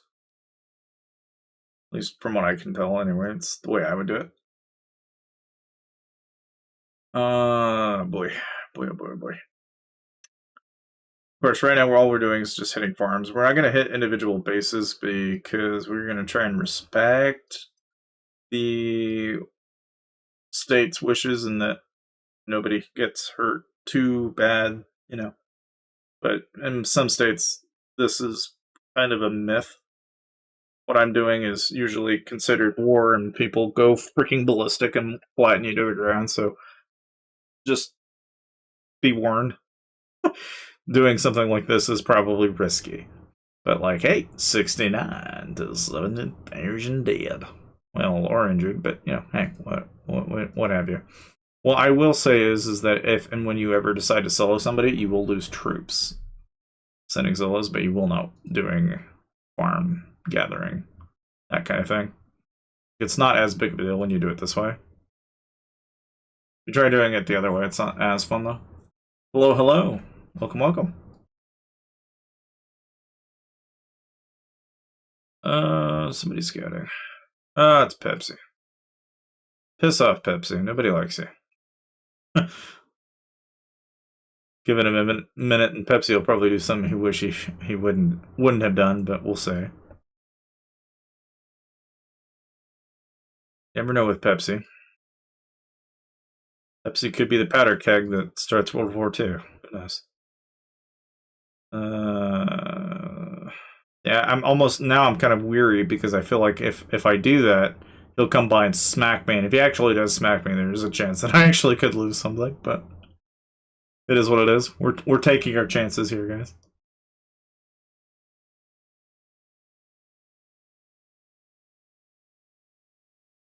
We're 142 out of 220, so getting a little dicey, but we're almost there.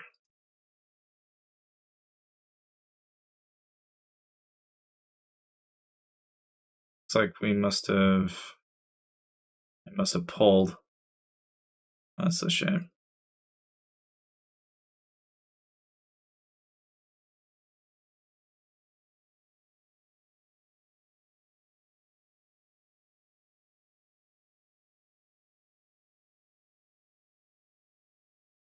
Let's see. Just gonna go ahead and just kind of throw it at a wall and see what sticks. Just pray that Pepsi doesn't do anything crazy. Never know though. Never be too sure with these people.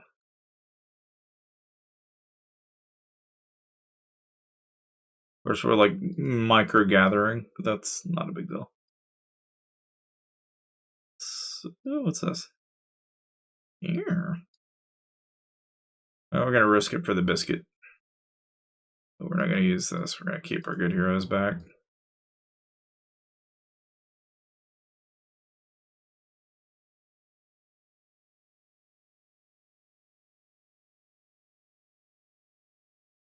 Risk it for the biscuit. See if we get any loot. Get those points that we were just so desperately needing. Yeah, we're only rank 7, but I think we can get to 22 mil without filling our infirm, I think. Unless he doesn't do anything freaking ridiculous, we'll be okay. If he does something ballistic, that may change the outcome, but either way. Hopefully that does not happen. You never know. Sometimes that shit is out of your control.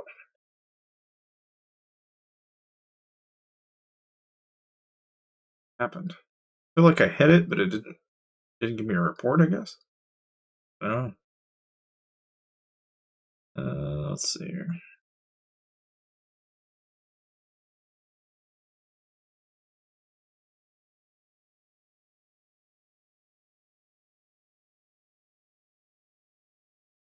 So I don't really have any teams assigned. I guess I could do this, though. Try that.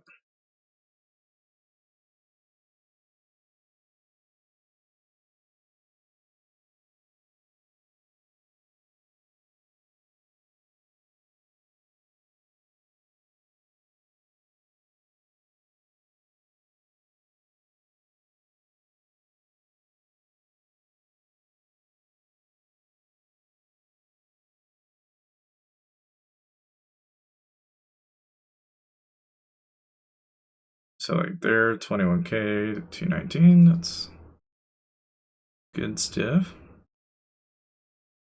Working.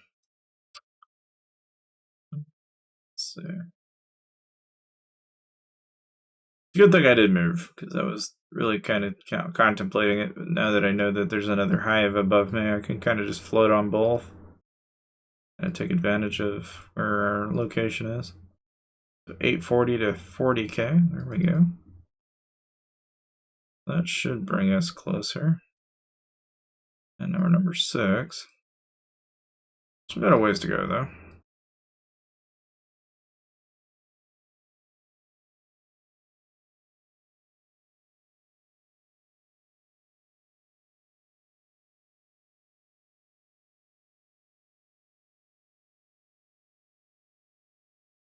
Let's see here. Kind of need like almost kind of want to port up there, but we can't. I have enough gems. We're gonna be kind of gym poor, I have a feeling. I mean, not the total loss, but it does seem like after a while, especially if you don't spend in this game, you become a lot more cognizant of like what you're losing as you're playing the game. So yeah, there's 15k paying out.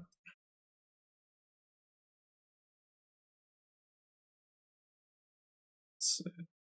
Around over here. No, it's not a bit of that. No, we're not going to be that lucky. Much as I'd love to be, I am not. Oh wait, there's one.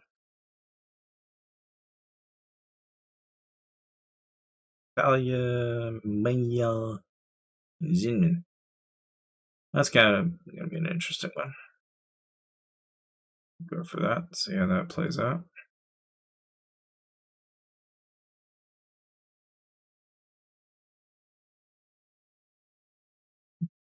Pull that gatherer. And we're at 143, so we're still doing good. Not running low or anything. Always a good thing.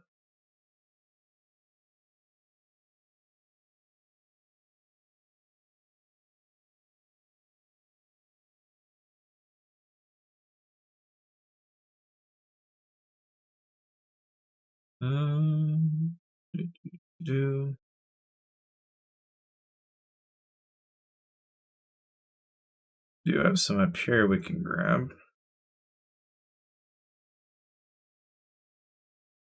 Send Molly. Ati. Send him. Eugene. The problem is you can tell we don't have any marksmen. So that might be dicey, but I think we'll be okay. We usually don't have too much trouble.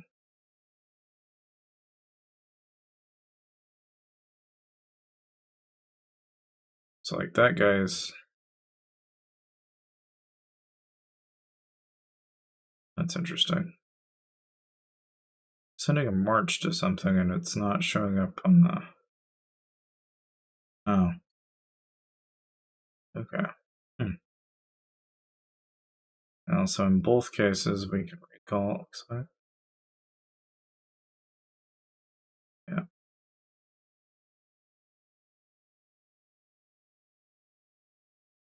And that's fine. I got a couple of guys that are online. Still give it a go though. You never know. You might always catch somebody offline. A couple here and there at least.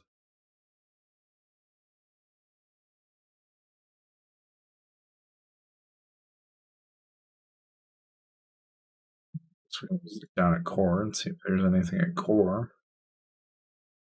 It's turned up here recently.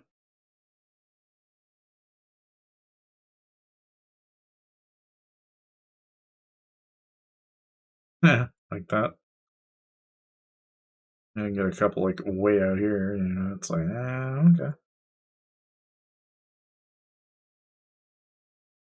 I'm gonna poker around here and see if we see anything. Like here's another one with seal, but again, part of the reason I don't want to hit seal is just it's kind of dicey as it is. How did you recover from last SPS? Well, I spent several weeks recovering. That is how you recover. Naturally, you basically use the enlistment office to get most of your troops back. And then you have the 10 or so % you get from the SVS's heal factor, right? But then you've got your infirmary, which that was not cheap. It was like it was fairly large. It was like almost 4 days of healing just from that alone. And then from the enlistment center, I'm going on almost 2 weeks now, it feels like. And I'm still healing. So it's not out of the woods yet, but it sucks. I will say that much. I definitely don't think anybody wants to ever get hit by somebody that has like 9 or 1,000 plus attack stats. But then again, you shouldn't also not ever get really paired with a state that is literally 30 or so states older than your state is. how that got paired up and played like according to their standards, A-OK is really kind of questionable to me because that state was older than ours by a fairly large margin, which allowed that to happen. And in hindsight, if I had known that it was going to be that following day, I would have shielded. But of course, I was not really thinking about that. So that kind of just blew up in my face, which sucks. But I'm living proof that you can lose an SBS and get zeroed, and you too can still play the game. It's just you're not gonna get off to running right away. You're gonna be, spending several hours healing. You're not gonna be doing anything. The biggest disadvantage is the guy that gets hit, knocked down, and then doesn't get back up. But it's also the guy that gets hit, knocked down several times, and then can't heal. And part of the reason I was able to build back up is partly because of the alliance that I'm in. If it wasn't for that support structure, you would not have the resources nor the help needed to even get you back on your feet. So every good guild is ultimately the reason where you are going to get to where you are, more or less. I mean, that's really about all there can be said about it, I guess. So far, we're not getting too lucky on an individual basis here, but maybe it'll change. Starting to think we might end up having to hit seal, but I don't want to, just because of the severe drop that we've had here a couple of times. Like, there's 16k, so that paid out pretty well.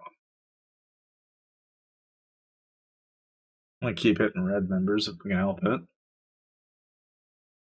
Yeah. Yeah, I mean, that's a big thing in this game, I think. I didn't really learn it until now, and now I know that when prep comes around and it comes to an end, I will probably shield. I don't plan on being actively participating in it right out of the gate. Now, I will say, in some ways, I kind of wish that I had more reinforcements when that happened, because had there been, I learned something. When you get to about 20% infantry out of all your total troops available, is when it'll start dipping into your lancers. At least that's what I could tell from looking at my reports. It had, prior to that point, it had never dipped into my lancers until my infantry was 20%, for the total amount of troops that I had available. Because up until that point, it hadn't dipped into that. Which is just kind of an interesting metric to keep track of. I don't know if that's consistent, but that is something that I'm going to be looking at under greater detail later on. Because if that is true, then basically you just need to consistently make sure that the guy that you're reinforcing has more than 20% infantry. And even in solos, I've been saying, you probably ought to have at least 40%. So it seems to hover around that amount. And as long as you have that amount, you're okay. You have enough to soak and you'll be okay. When you don't, that it'll dip into your lancers and then all hell breaks loose and you see those giant loss reports because of it. And it's partly because the lancers, once they get ran into by infantry, there's like a substantial bonus on the infantry killing those lancers that it just trickles down into something rather messy really quickly.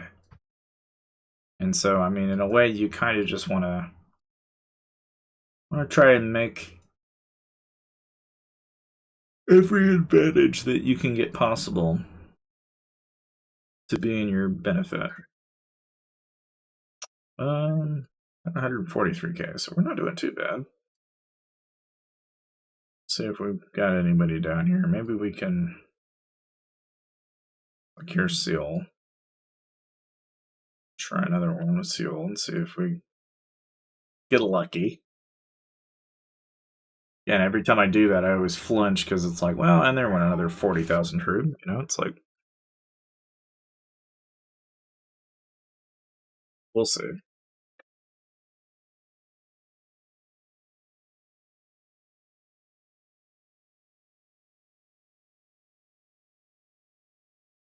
We're at 15 million. We're almost there.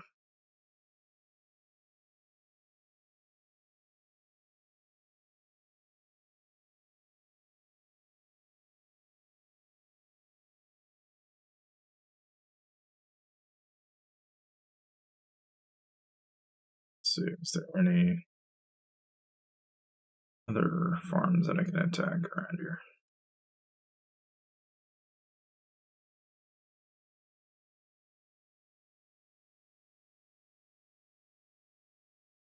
Oh, yeah, there's a couple over here.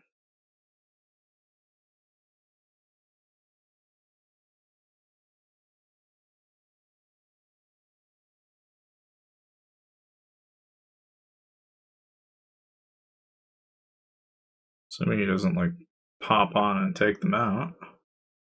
There's always a possibility. Yeah. That's always a possibility.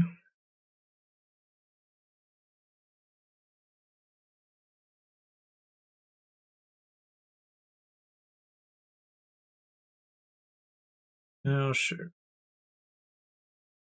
Can't really do anything if they're gonna pull. Which is to say, I can't really hit seal either. Being that they're online, so there's not any point in trying to stop them from gathering at this point.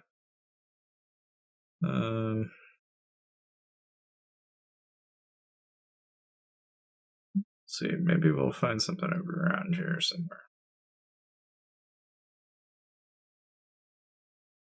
Maybe.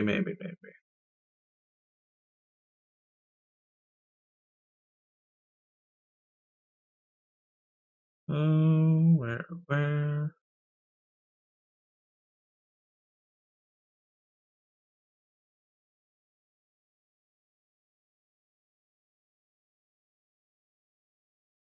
Some over here that I haven't gotten around to. This is about the only other place that I can think of where, yeah, like this one that's all the way out here, maybe. Maybe we'll grab.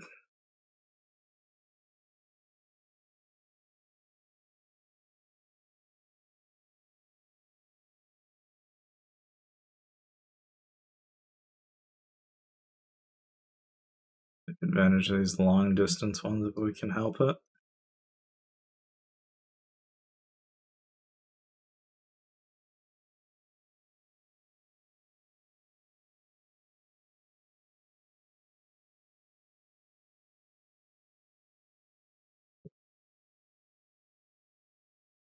It's there though.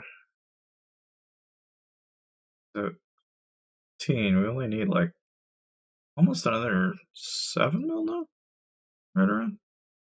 Only need like a couple more solo marches and then we'll actually be where we want to be.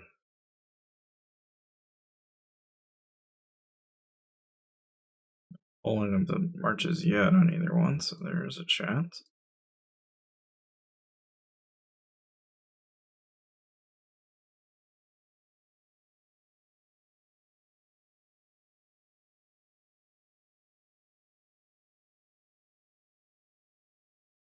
Uh,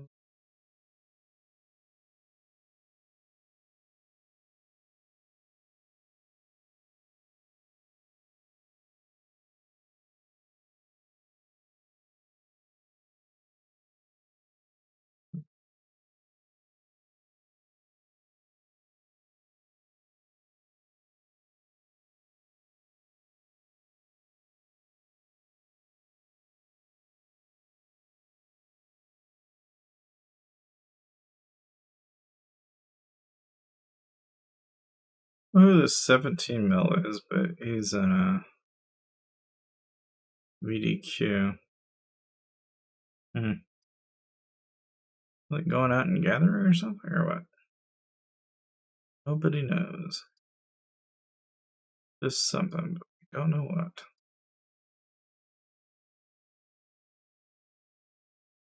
Check and see where these are. Looks like that one's gonna land with this one. Okay, so 2 positives at least. 2 of them going for us anyway.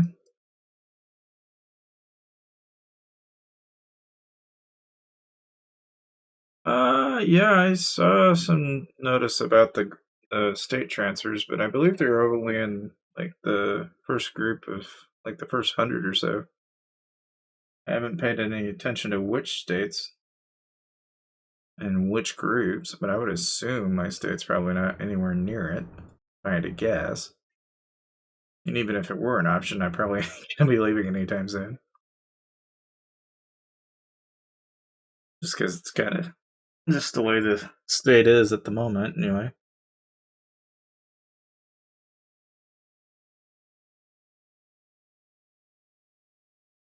Don't entirely know if leaving the state would really do me any good either. Enough conflict as it is, I can't imagine leaving the state for something that is probably just as hectic, if not worse.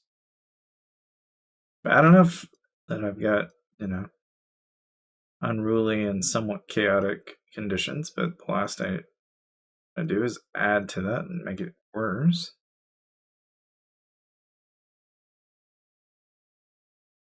I understand you want cookies, but we're not taking a cookie break right now. Yeah. You argue with me and you tell me otherwise, and I don't know what to tell you. Of course, that person pulled at the last goddamn second. Fucking course they would. And just to spite me. God damn it. Alright, well, give me a second. Right back. Taking a quick cookie break for the cat. Ugh.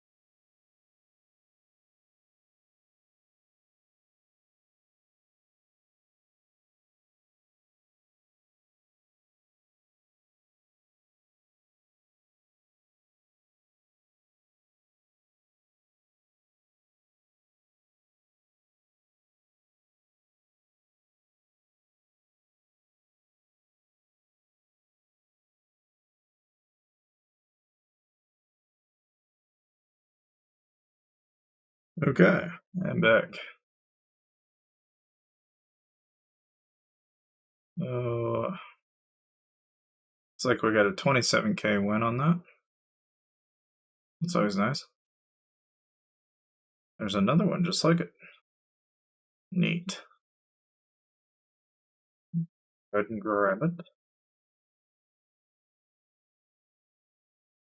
Let's see, is there anything nearby? Maybe. Yes. Yes, there is.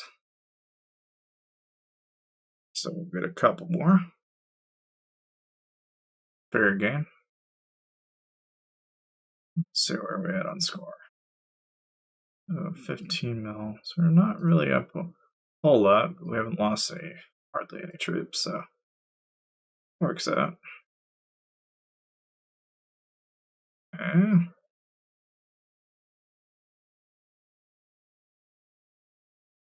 Let's poke around here and see.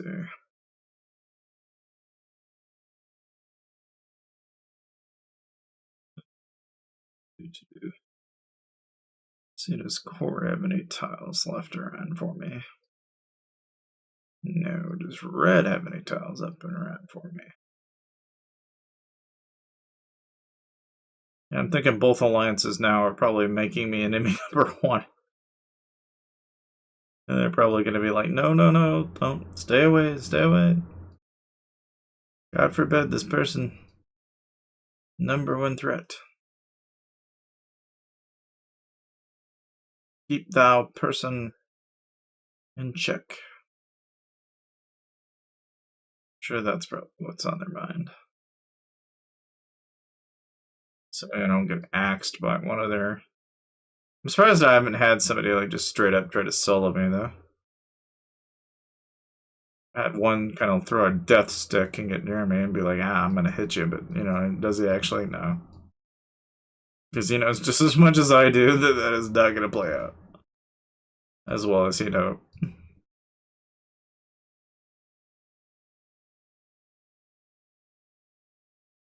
Oh, wasn't that cute? I'd take a wild guess and say, I don't exactly know what that's gonna.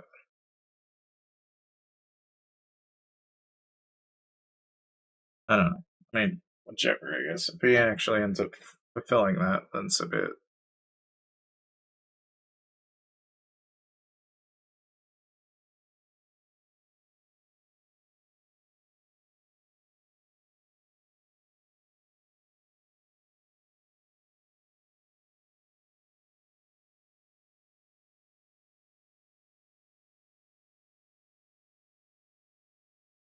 Kind of curious if he'll let me hit those tiles or not. I guess we'll see.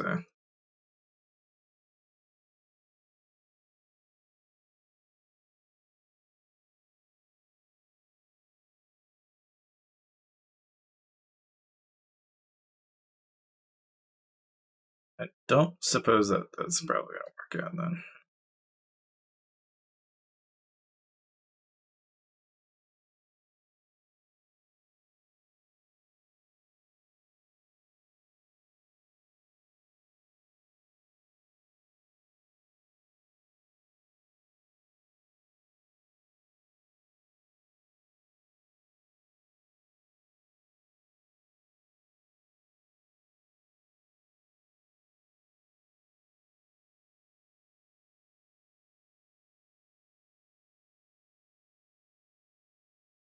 Hmm.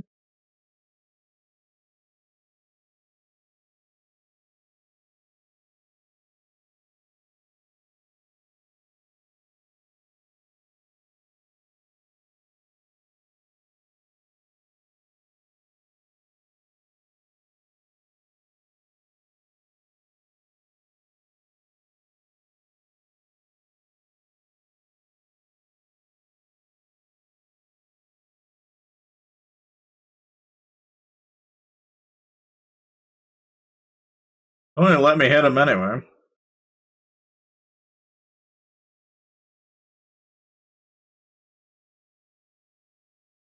So there's 20k twice.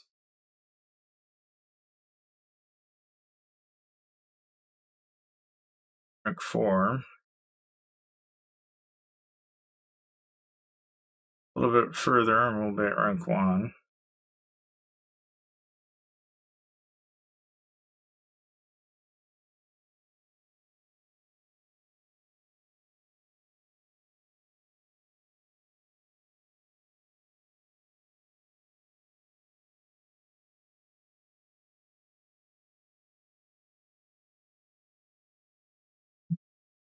So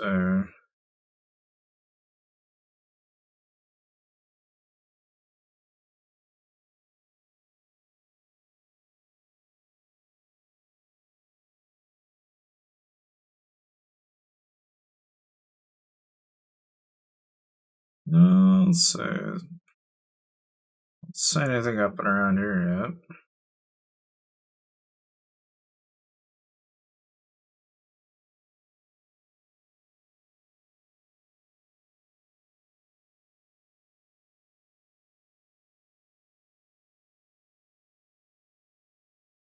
Say any gatherers yet.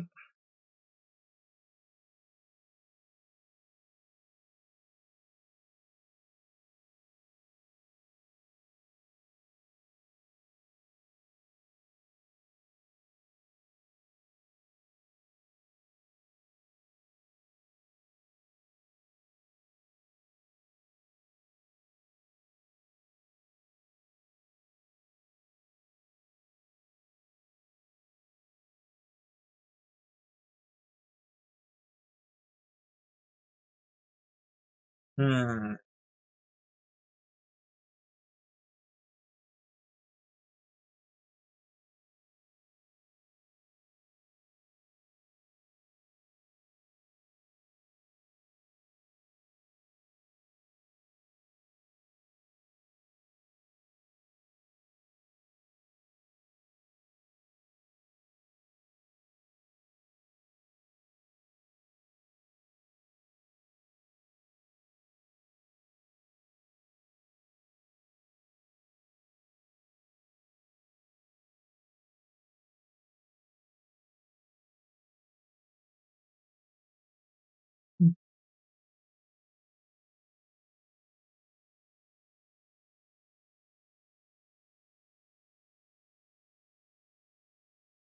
Well, even 140 some odd kilometers away, we still don't really have a whole lot to choose from here, do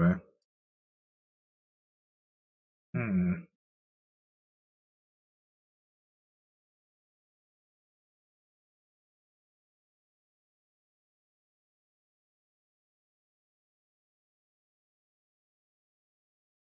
Poke around here. Maybe there's something over in the bottom left. Maybe.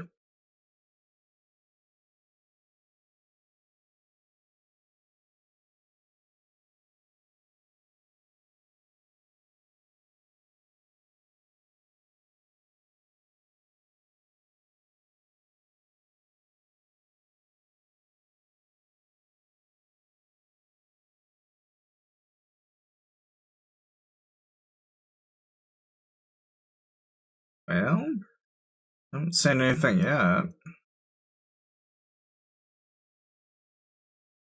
And go south. The only other place we can go is north. I'd have to go north somewhere. The farm's ought to be around here, though. Somewhere. Well, I just find it funny that we start hitting them, and now all of a sudden it's like, oh, everybody's boxed up and left. Oh, here's one. Eh, eh. I bet you if I hit that, that would start some shit. Probably shouldn't. I can hit a lot of things. That's the one thing I probably shouldn't. Because I could do it, but I promise you somebody will be giving me a call and saying, oh, that's some bullshit. Another part of me is also kind of like, but I don't really care. I'm not really sure if I'm gonna break the rule for that one thing or not. I'm not really sure. I'm kind of tempted to do it anyway. Do it. Okay. You know what? When somebody goes, do it, I will do it. You know, and I'm just gonna do it because chat said so. Chat said to do it, so we're gonna do it. And now I gotta go back and find it. Okay. We'll do 40-20 blend. We'll hit both of them. We'll probably get in trouble, but oh well.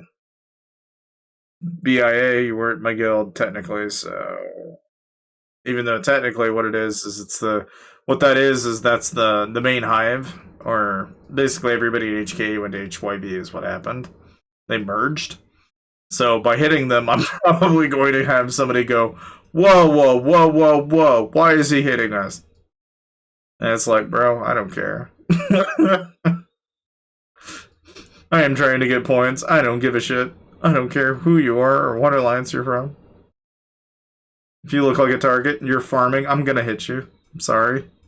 Like, it is nothing personal. It's just purely looking at it from the perspective that chat said so.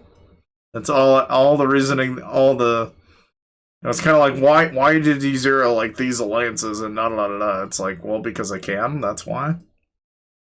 What else? What other reason do you need? It's like some people they overthink it. Oh hell. Well, I'm only doing it just because you'll get a bunch of people in a stink about it. They'll want to zero your ass out, and it's like I'd rather not have like a herd mentality of like a group of people just wanting to like circle around my ass. That just gets really annoying. But at the same time, I don't know. We're doing a basically a one life challenge. We cannot go past a full infirmary, so we're not healing. Every troop matters. We don't want to die, and we're also going to try and get to rank 1, and we're already at rank 4. So I almost have quite literally beaten the challenge, I think. But I don't know. It's kind of hard to do because I don't want to. I don't want to go through and fill my infirm up. I've already done it like 2 or 3 times accidentally. uh, it's just like I've lost probably more troops than I needed to in that early stage because I was hitting one-on-one slots. But I think we're doing better than where we were. But even still, throwing this little ring into the challenge has kind of been interesting, though. I think we'll do more challenges in the future. This is just one challenge that I thought, actually would be kind of interesting. Can you get to rank 1 without filling an ember?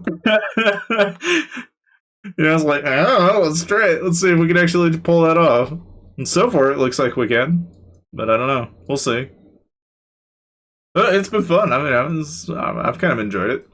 I don't know if you guys are, but I mean, shit. I've been happy to answer questions over the stream, too. I mean, kind of happy to kind of help out while we're just kind of being a borderline buzzkill. But it is what it is. I wish that there was an easier way to go about this, though, because just hitting the tiles is quite literally the slowest way to do this. But it's also the most efficient way to not fill it our infirm, so it kind of works out. Plus, we're not going to be taking any losses, so in a way, it's a win-win for everybody. They don't lose troops. I don't really lose troops. Well, I shouldn't say that. I have actually made somebody lose troops. And when that guy gets back on, I'm pretty sure he's going to be pissed. He's going to be like, no, my infirmary's full. I already had like a couple of them message me and be like, bro, why? It's like, kill event. That's why. And then they're just like salty afterwards, even though it's a kill event. They're like, no. No, I just wanted to gather. Why did you kill all my troops? It's like, well, it's not that I wanted to, it's just kind of how that played out, but here we are.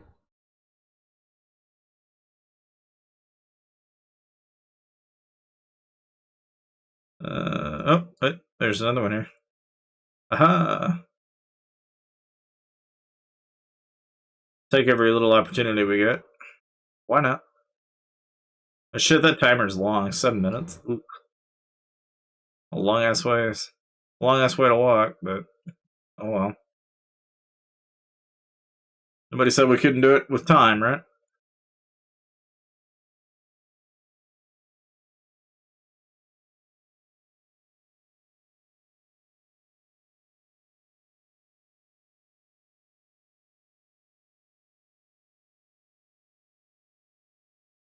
Hmm.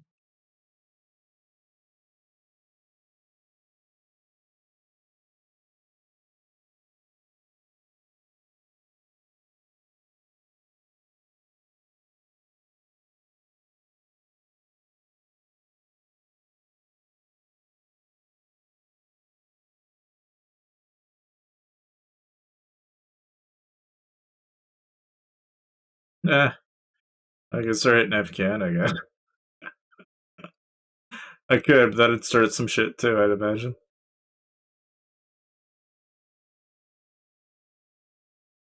I was an FCAN at one time, so I don't know. I just know that I could start all sorts of shit, but that's also 170 kilometers away, and I'm not willing to hit that from that far away. Ooh, there we go. 27,000. Where are we at on the meter? We're almost there at 16 mil. We're almost there. My downside is now it's a 5-minute walk back. Ugh. God forbid. That not be any longer? 144 though, so we've got a little under 60,000 now to play around with. That's, I mean, some troops, but it's still, we can make it work. Boy, oh boy, oh boy, oh boy. Senate gatherers all the way up here. Going straight north, it's like, yeah, no. I have to start going south now because I haven't really thought of going this way, but maybe there's something over here that I have not seen yet, maybe.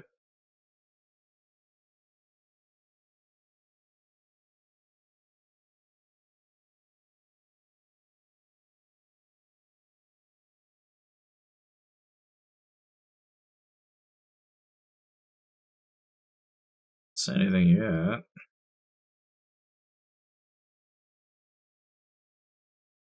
Hmm.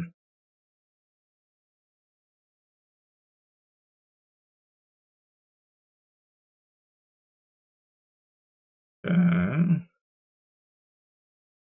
I can always go back. Maybe go on the left or far, far west, maybe? East doesn't seem to play out as well. We've tried north. Maybe if we go west? We're already like 200 kilometers out though, and I still don't see anything.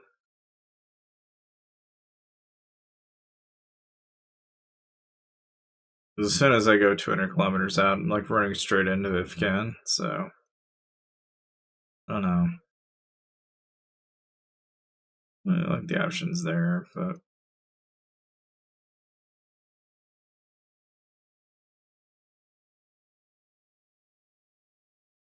Let's see.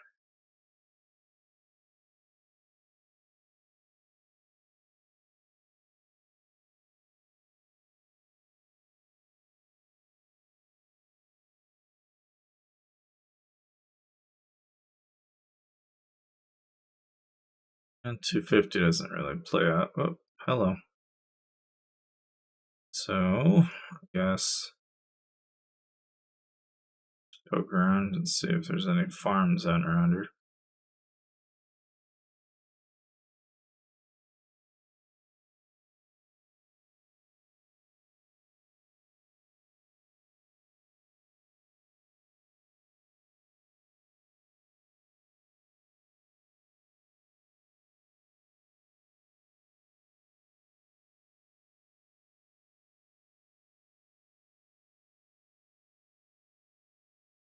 Is there any chance?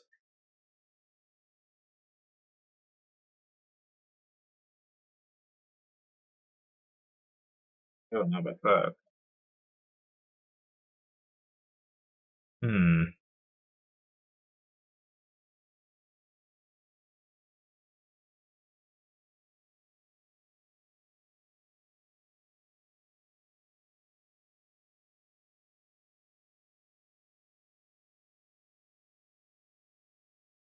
Hmm. We really don't have any farms up here anymore. I wonder if Red does now, though. It might have already. Poke around here and see.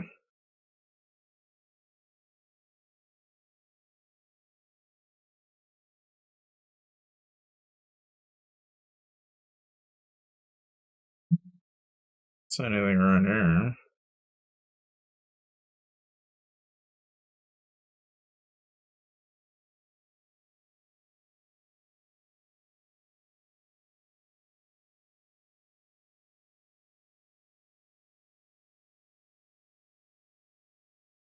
Yes, Lou. Heard you. Very vocal. For somebody very vocal, though. I told you no. The answer's no. She don't like that answer very much. Not like she hasn't been put though. She's just demanding that she gets more of the same thing, and it's like no. Gotta go on that diet program, and she don't care for that very much at all. No.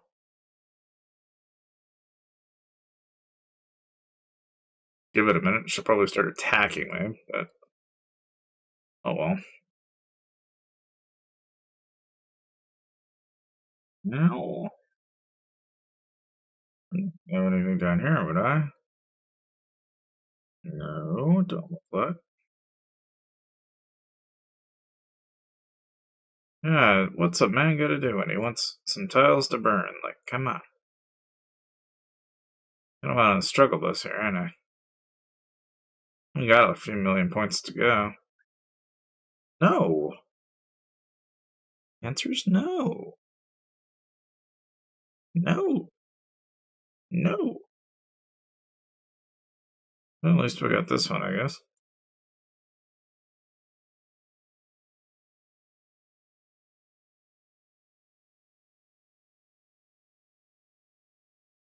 And yeah, that's 26k.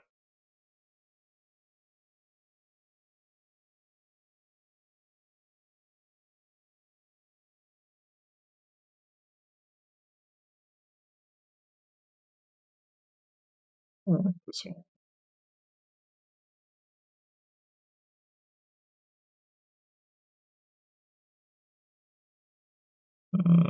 Put speed on it. Speed it again. Speed it again. 4-minute timer, but damn it.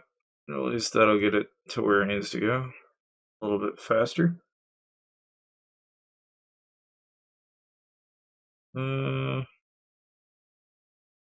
So I didn't adjust that by much. Did we at least get closer to this? A little bit. What is the best comp? 40 20 40 is what I use. But typically, what I can tell you is that whenever you're attacking, it usually helps to have at least 40% of your army and infantry. It just varies depending on what you're wanting to do. I've seen people like increase their lancer count though. You can just as easily equalize. But I don't know. I mean, it varies depending on what you're willing to afford with. But me personally, I've always been more reluctant to take away my infantry away because you need a strong front line in order to live longer and therefore do more damage. So you tend to struggle when you go below 30% infantry. So I usually recommend people stay above 30 and at best stay around 40. You can go as high as 50, but I think that's overkill. I think 40 is probably about sufficient in percentage anyway. And then you can flip-flop, depending on whether you're defending or attacking, is going to decide whether you increase your lancer count or not. Like if you're defending, increase the lancer count. If you're attacking, increase the marksman count. That's why I do 40, 20, 40. And then whenever I'm, let's say I'm going to go defense, then I'll do 40, 40, 20. Or vice versa.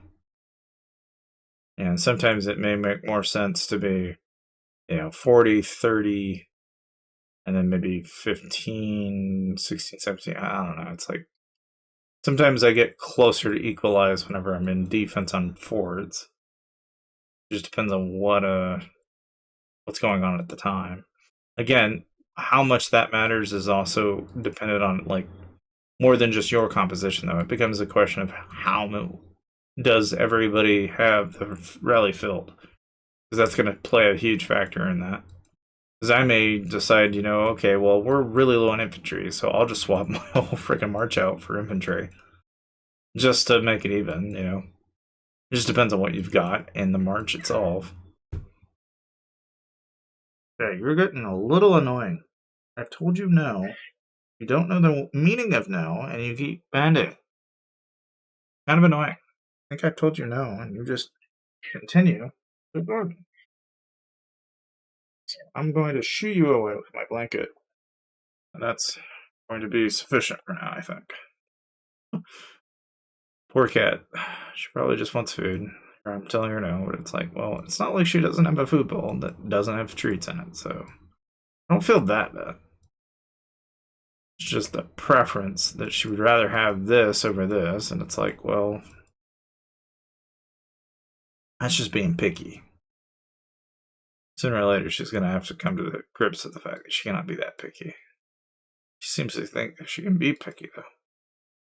I don't know how you guys deal with picky eaters, but picky cats are the worst. Because all they'll do is eat the one thing, and of course, the one thing that they want is kind of not like easily accessible, or there's a large quantity of that for that matter. So then it becomes like a challenge to be like fulfill that need because you're like, well, you only got so many, you can't just consistently do that. just is what it is, I guess.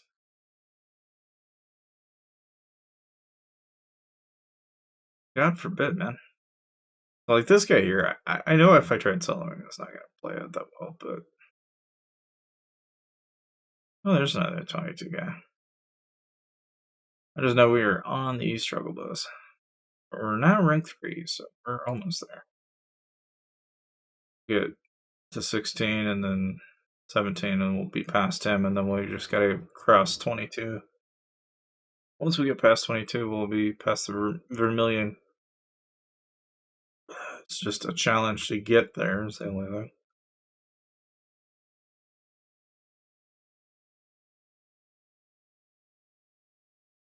Let's see.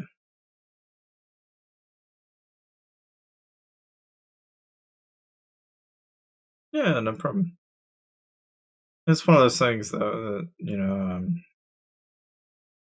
as far as compositions go, I can tell you that one thing I've learned from my experience when I was defending is that I never lost Lancers when I was getting attacked until I lost 20%. Once I got less than 20% infantry, that's when my Lancer count started dipping.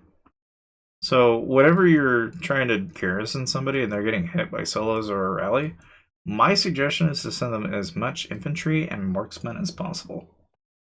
I know some people that are like, hey, send them Lancers, and that logic does hold up until they run out of infantry and marksmen, and then I think that just doesn't hold water. It makes more sense to either send a full stack of infantry or a full stack of infantry and marksmen than it is to send Lancers.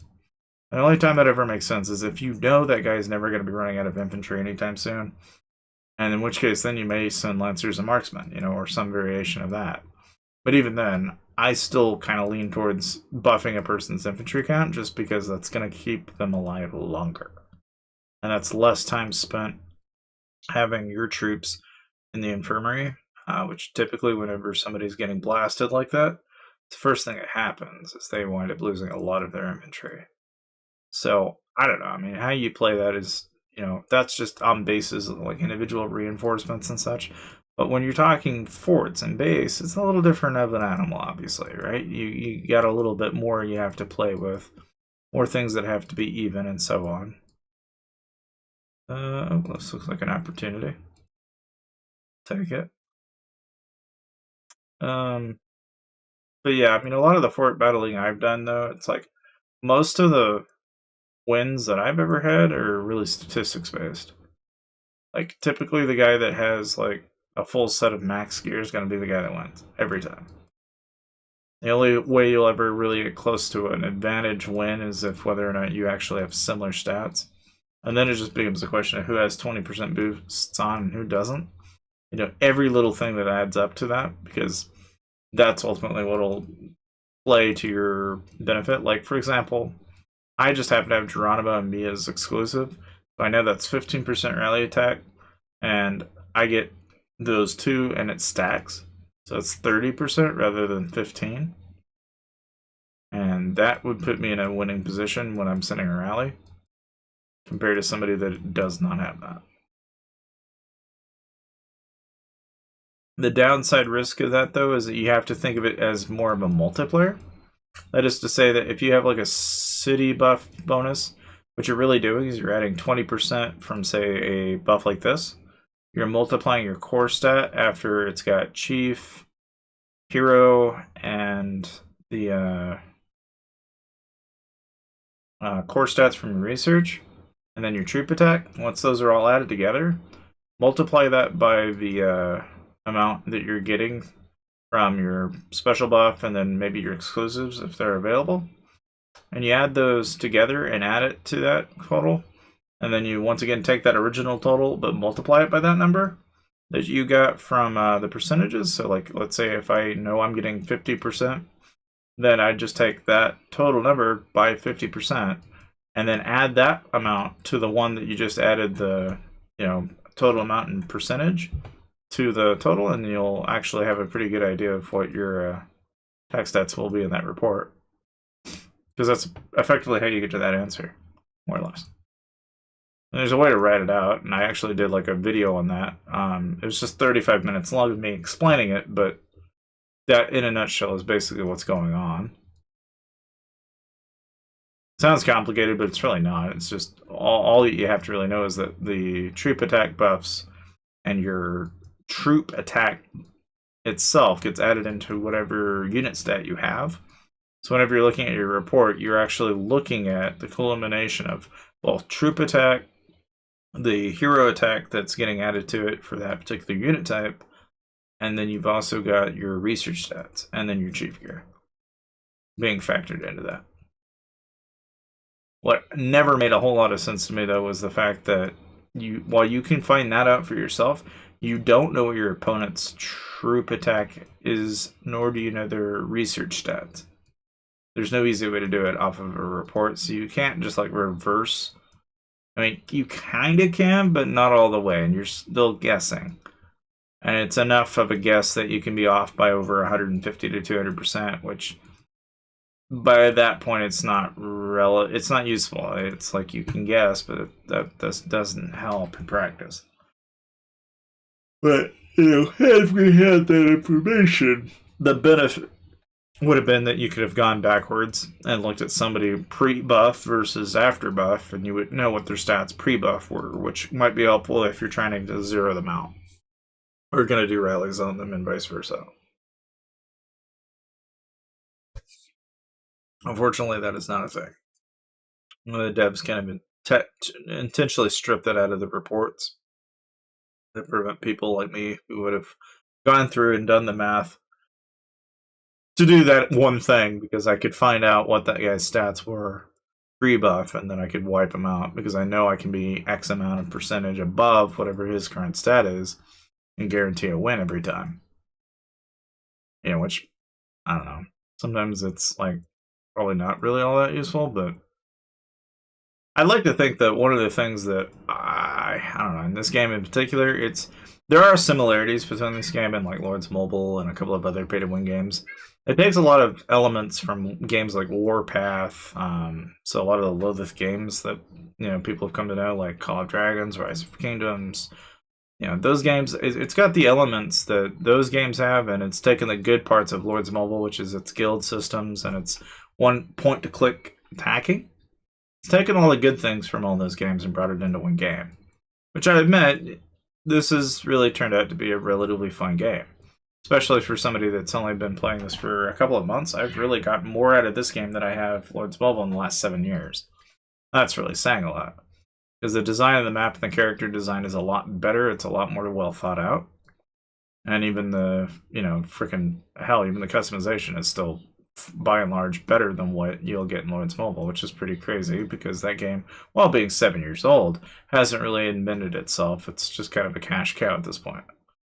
And that's okay. I mean, I think it's kind of a given with a lot of these mobile games, is that after a certain point, they get to a point in their cycle where they're more a maintaining cash cow than they are actually a game that innovates to some degree.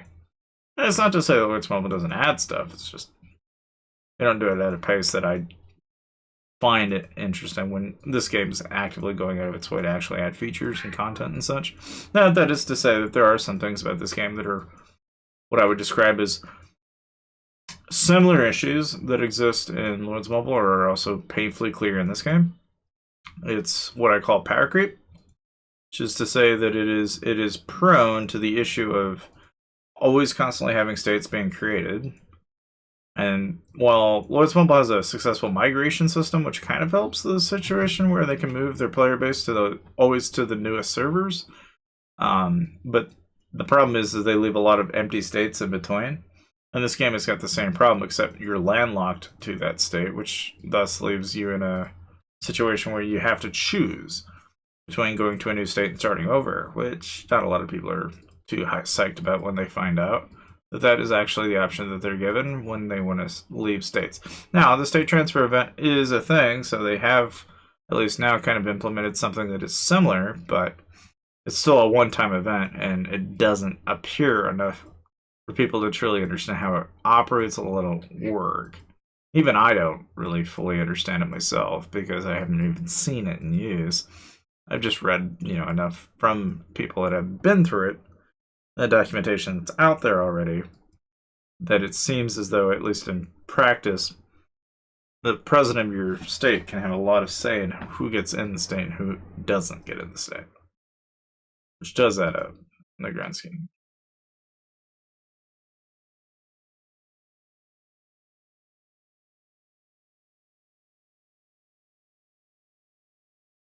I know you're patiently waiting. I'm aware. The answer is no. No. You need to eat your own food. You eat your food. I know you are persistent. I'll give you that.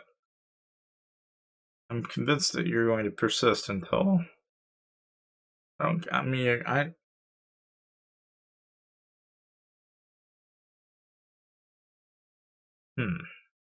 I'm getting the impression she is not going to stop.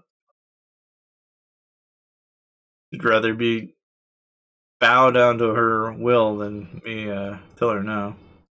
The word no is not in your vocabulary, is it? No, I didn't think so. What? The answer's no. Why do you look at me so intensely? Jesus Christ, you're giving me a scare. You're scaring me. Like, I'm just looking down. I'm like, kind of like the Jurassic Park, and the guy's got like his little freaking whipped cream bottle for it. Well, not even whipped cream. What am I saying? Freaking shaving cream bottle. And he looks to the side, and he's got like a.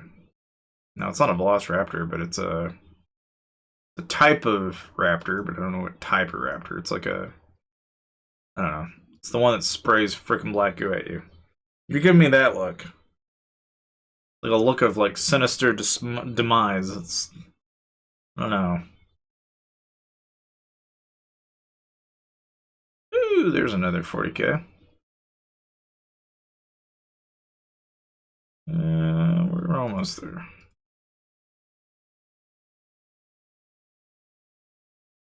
Alright, let's see here.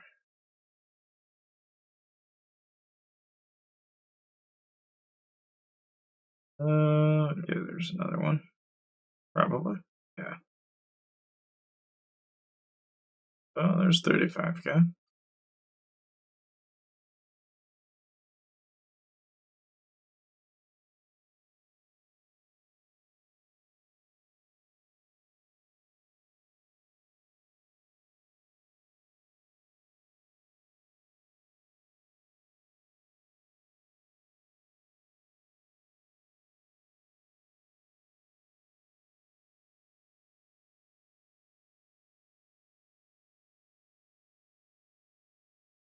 I'll hit that one. Let's see what we get. How long does a state stay alive in your experience? My state's been going on for. Oh, I'd say probably.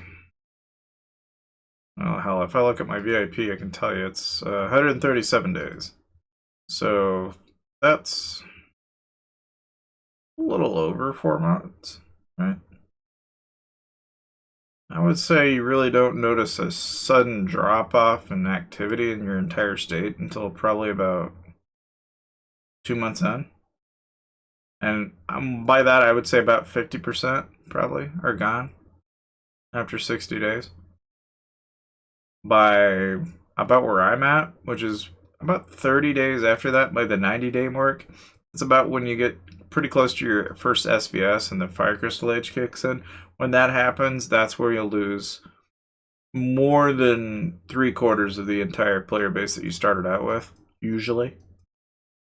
And then you're down to like about 25% of the existing player base, which means that, if let's say you started out with like 1,000 people, I'm saying you've got about 250 people after about 4 months in a typical server. It doesn't sound like a lot, and that's just it. It's not. It's a relatively tiny number of people. Then to add insult to injury, it gets worse depending on, if you have a lot of friction. That is to say, if you have a lot of whales that go around 0 other alliances, that can vastly expedite the process. You can very quickly watch an entire state die that way. I know I've heard of that happening. I, for myself, was one of those whales, but I wasn't like a complete jackass. I didn't like completely murder everybody. I just killed maybe one or two alliances to my credit. But I wasn't like, oh yeah, well, let's just beat them all into smithereens and then continuously mollywop the hell out of them until, they quit the game. Like I wasn't that freaking anal about it, but some people are. That said, it still doesn't come off as a boring game. Like a game that like this, you can play the PvE element of it, and I almost don't even know if you would care as much. You do arena and you do the PvE events, you almost can completely bypass the PvP aspect of it until SVS. And then you can have your your PvP event, and then go back to doing PvE, and it would never really affect you. I've even talked to people where like that's 99.9% of the game for them is that element loop alone. They don't even get involved with attacking other players like this. It's not even a thing. They don't even bother. It's not even on their radar. Um, that said, if and when somebody does want to change their mind on that, they can. Okay, so we're at 17 million. We're ranked 2. We're at 146,000 out of 220. We are almost there, guys. We are really close to making this one life challenge in its completion. And if we hit rank 1 without filling it infirm, I'd say we've achieved our goal. Now, that is to say, I don't know if I'll actually end up winning the event, but I can at least give a really good effort to hopefully at least keep us in the running. Whether we actually win or not is going to be really dependent on probably how active the top ranking guy is on actually following through with the rest of it. I'm not so convinced he's going to continue, but you never know. I mean, there's always that chance. The challenge has been trying to find farms.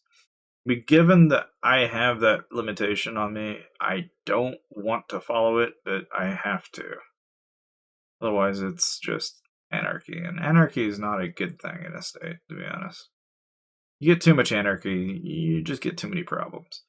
Many people that'll shit on you when you're not looking, and I don't know, you get tired of it, put up with it for only so long until eventually you yourself are on the other end of that stick, and then you go, yeah, okay, maybe not. You can only have so much of that until a certain point. And then you start to really start nitpicking things like that a lot. Not at a lot detail, I guess. I will say though, for the amount of time I have spent just like going around like hitting the tiles, definitely wish I had a way to filter out the tiles that were like I almost kind of want like the equivalent of a tile finder.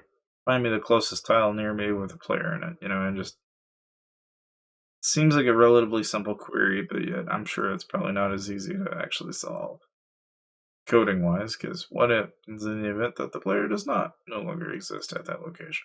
Well, then even then it could also be abused from a game design perspective. So there's just more than one reason why they won't implement anything not even something similar to that. Just due to the amount of rampant abuse that it would probably produce. But, it's kind of the way these things go.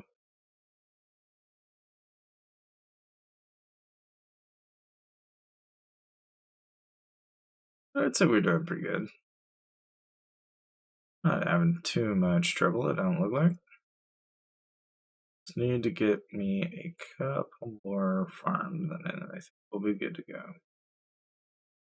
And a couple of those 40k plus kill farms. And I am not going to random just yet, but when we get closer to that point where we need to start nitpicking it, which we're already at that point. What am I saying? Really, the point to nitpick it was a while ago. At this point, I'm just kind of just poking around, trying to hit anything that I think I can get away with. I almost might as well hit somebody at this point. It's probably going to end in the same fashion.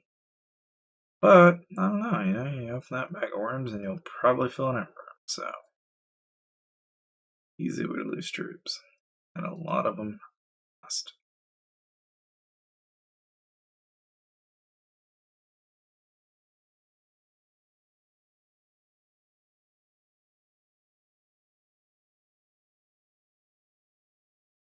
Well, there's no, there's. You'd think it'd be more prevalent. It's really not. Kind of interesting that it's not more carbs and such. I wonder how come that is. I think there'd be more people gathering.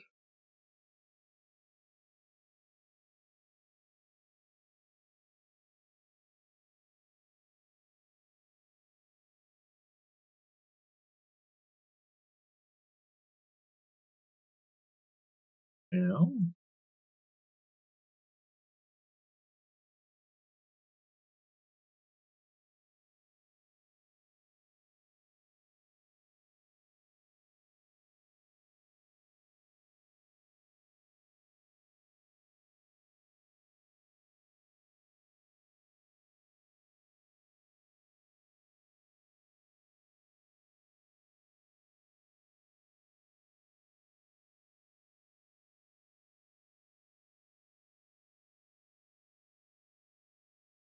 Mm.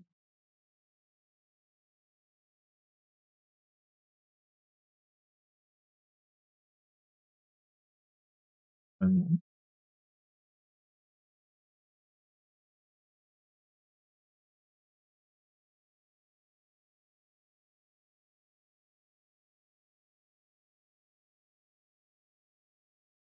There's somebody gathering around here somewhere, maybe.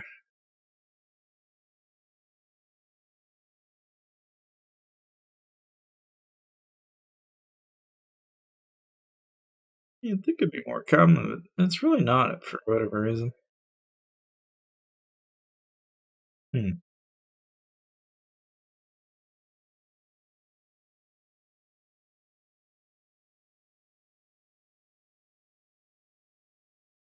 Well,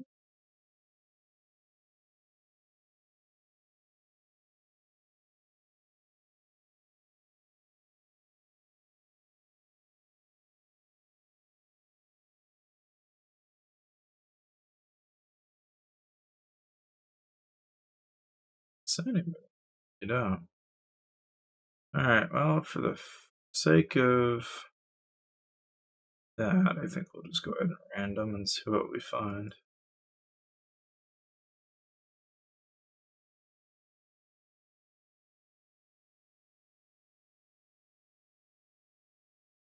Is, of course, if I can remember how to.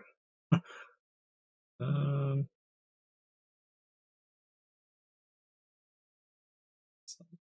under resources.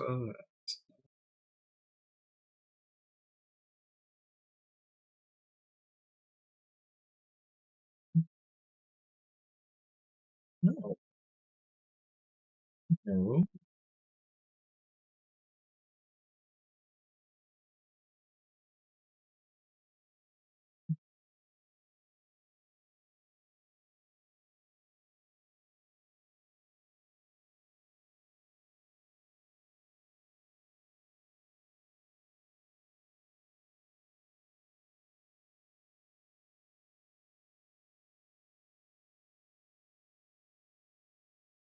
Um,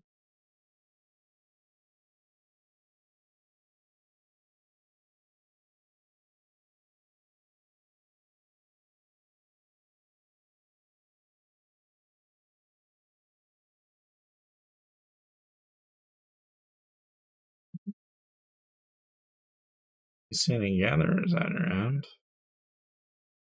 Guess we can always random again.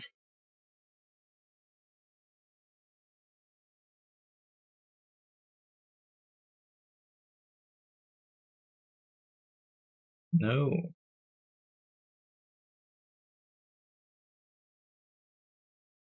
no. Oh, the answer is no. What you know you don't like the answer to. I know.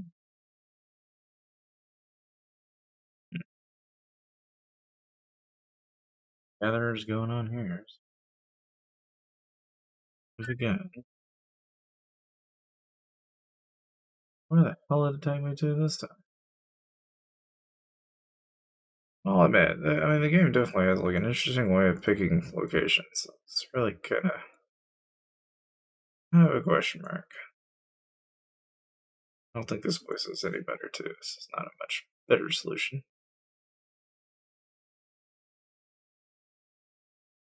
And now somehow I've managed to make my fantastic.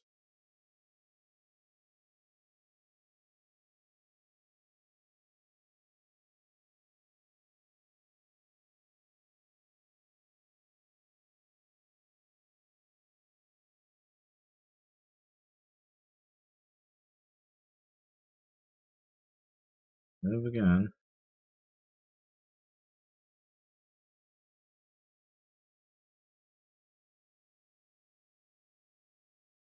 Hmm.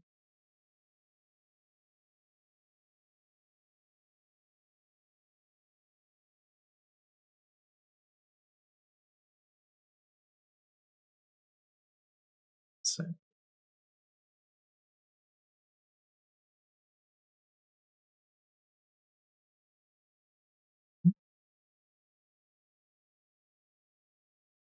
Okay, so I'm free to play and growing decently in the top two alliance for over a month. Does this game become more difficult free to play over time and less enjoyable? Yeah, it does become more difficult. Less enjoyable, kind of and kind of not. Like I would say the free to play still have a pretty good time. It's just you kind of wind up having to, there's like certain things that obviously the pay to play will have that the free to play will go, oh, I want that, and then of course you can't have it, and that gap will get wider until eventually it is actually a game breaking mechanic. What I'm referring to is T11. And it's like you really don't notice it as much through your generations, but by the time about a year, well, not even a year, it's like close to a year though. It's like in the 200 days ish mark. It's not a year, but it's a pretty hefty amount of time invested. That's about when the breaking point and things start to kind of dribble more in favor of the pay to win. To a point where even the free to play would go, this sucks. But it's also not that instant. You could literally play the game for several months, and then if at any point you go, I don't like this, you could just create a new character and start over. And it literally wouldn't take you very long to get back to where you were in some ways. And that's, I think, kind of what makes the games fun. It's just not this over reliance on any one way to do something. You just have many different ways to do whatever it is you want to do. That is one advantage this game has compared to a lot of games that I've played. You're flexible, and if you're wanting to even move states, that's even an option during certain events. And so it's not like you have to be completely landlocked creating new characters every time you want to move a state, but still it's an idea. It's one worth noting anyway.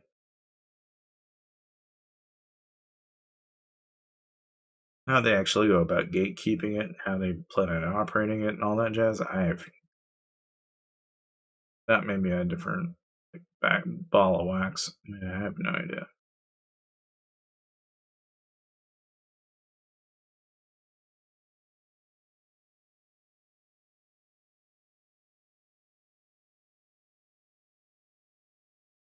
Let's see where this is taking.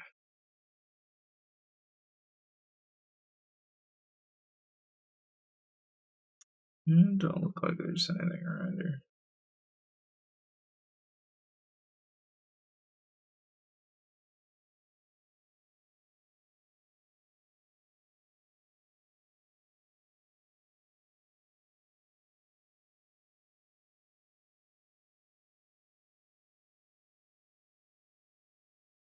And so I'm familiar with this alliance.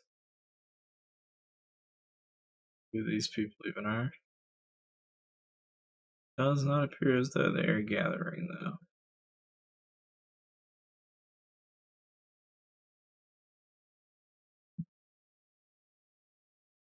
It looks as though they did at one time, but somebody had to move their banners around. Probably an allied guild or something like that, probably. I guess.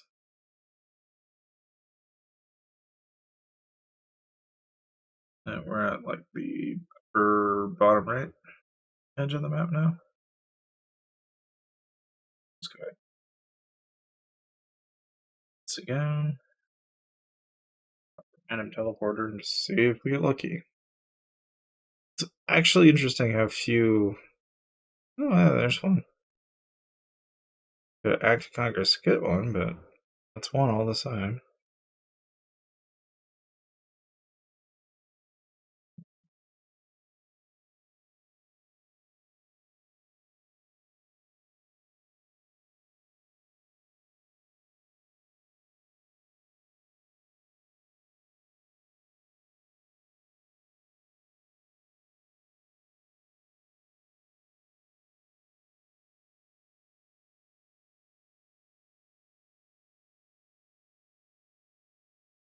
Keep looking around there.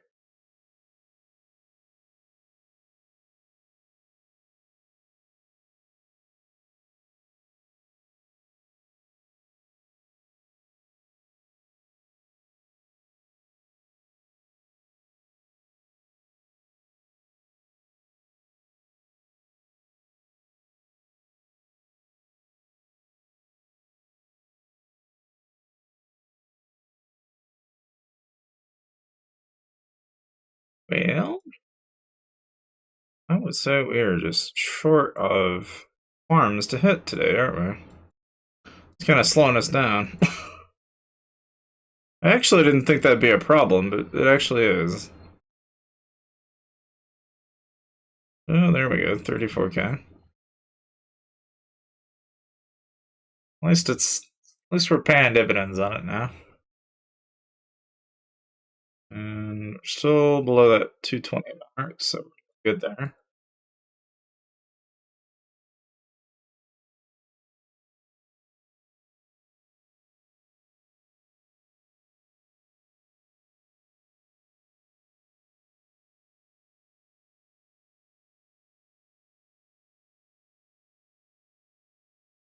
Just another 34k.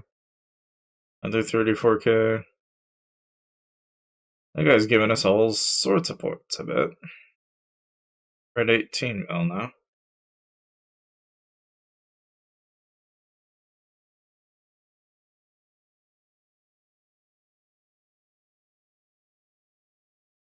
Let's see. Where's more gatherers from underneath them?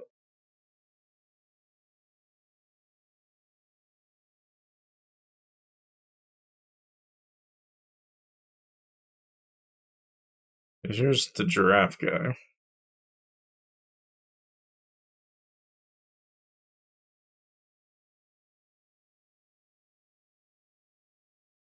This is probably not a very nice thing to do, but I'm probably going to hit this guy. Because I think we can do it, and I think we'll get enough points. I don't know this alliance well enough to care.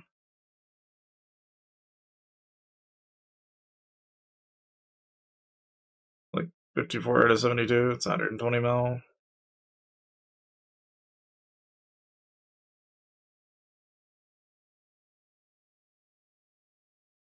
Yeah.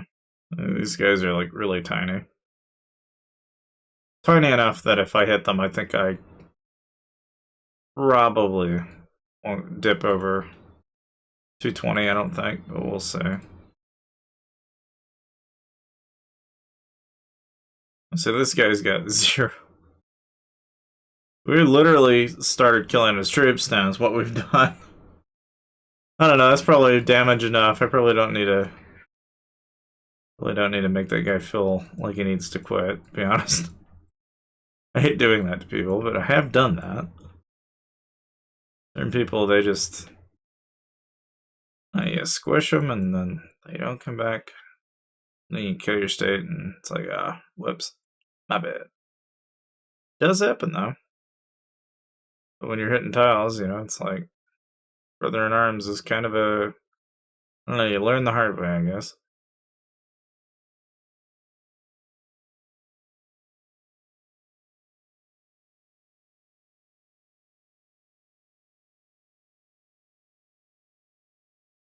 Just from what I can tell, anyway. So, like, he's got 125k, so I think we will hit him. What type of troops? Oh, he's got tier 9s. So yeah, we can hit this guy. I'll show you what a full blast. Now, see, like, you might be thinking, okay, now why send one? No. No.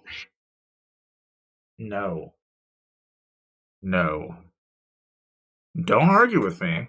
No. Balance it, go 424, and pop it and see what we get.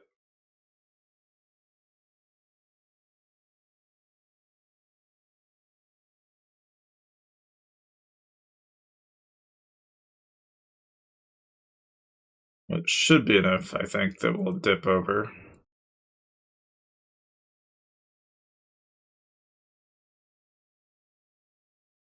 I'll like send 2 blasts, and we'll see how much damage we do.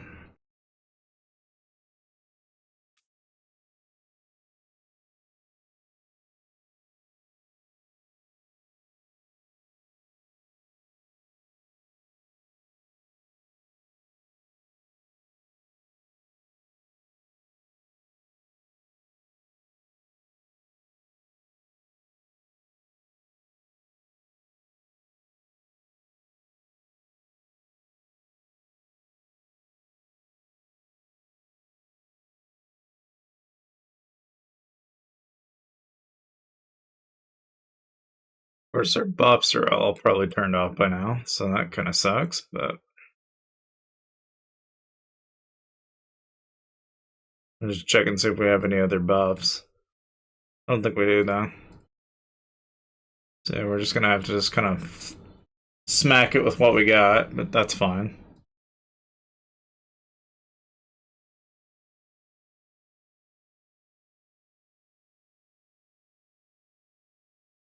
This will more than likely one-shot. It's not gonna be pretty for this guy, but I think it'll tip us over to 1. So there's 1,000 and 43k wounded. The second march will bury the coffin, so to speak. We'll go ahead and send an attack here too.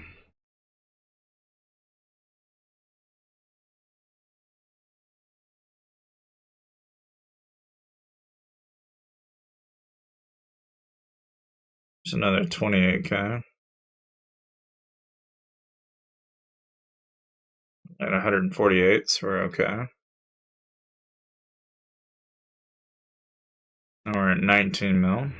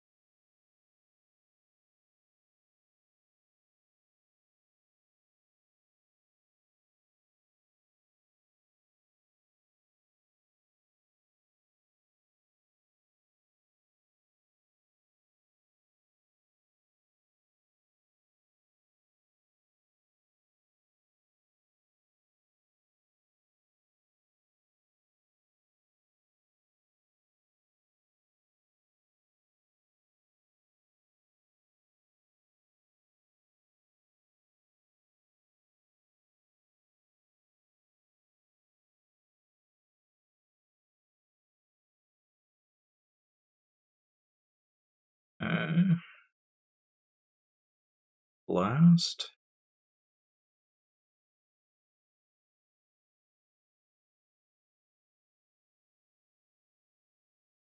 Whoa, 90k. Yeah, that'll jump us over, I bet. Oh, pretty close, anyway.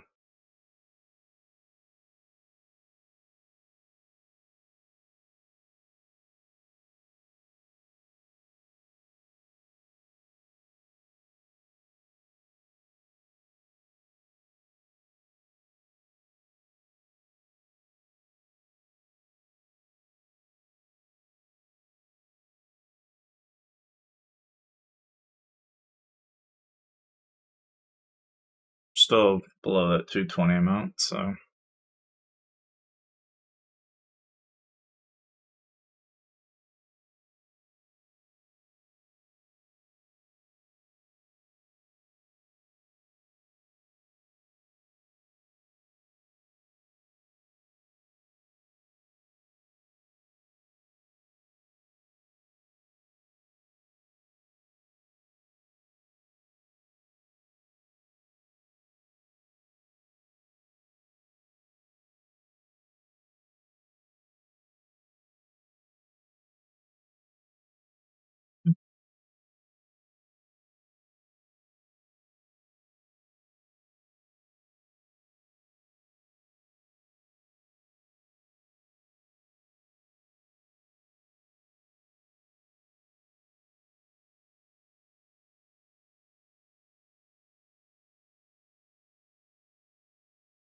There's like another 18K. Should put us pretty close to 20 mil.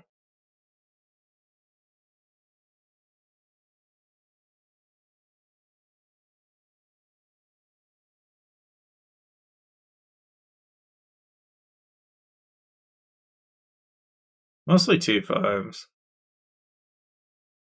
A lot of T5 units. So 20 mil now.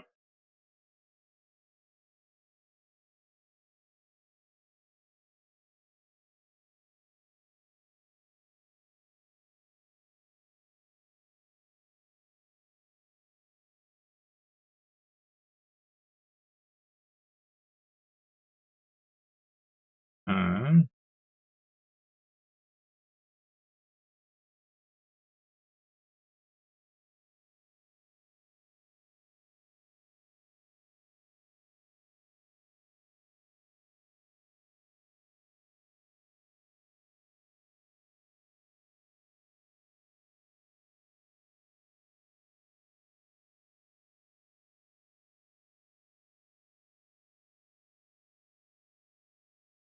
still below the 220 amount, so we're good to go there. How much do they have? Oh, not very much. I didn't think so, but worth a try.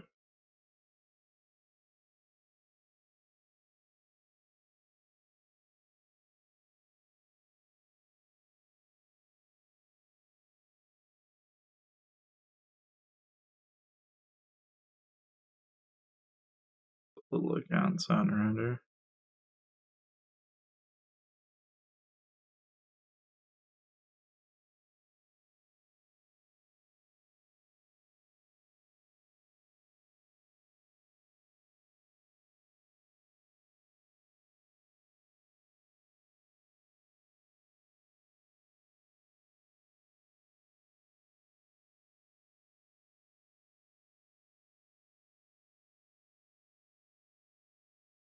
It's 38,000. Gonna get us closer.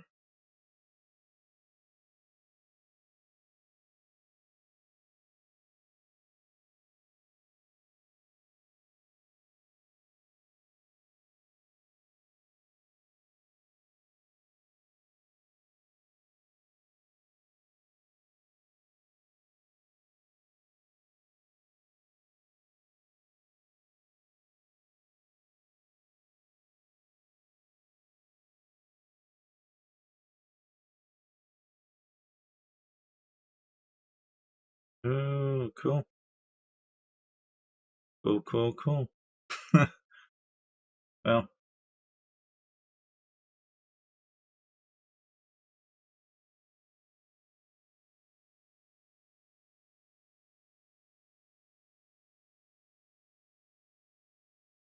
we'll see if we get anywhere here. Any luck? I'll probably look at my messages later, probably after the stream, but even still. I think we'll have this one in the bag, guys. If we clear these two out, I think we'll have achieved our goal for the video. I think. But, you know, another 24,000.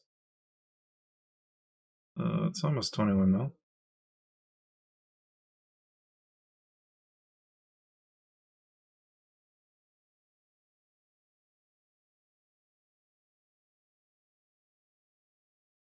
16 good. What's that?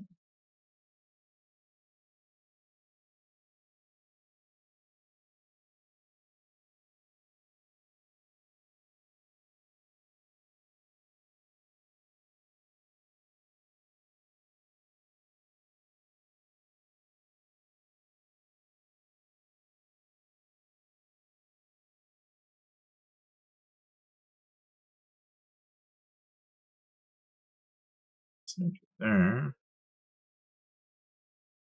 It's a 21 mil.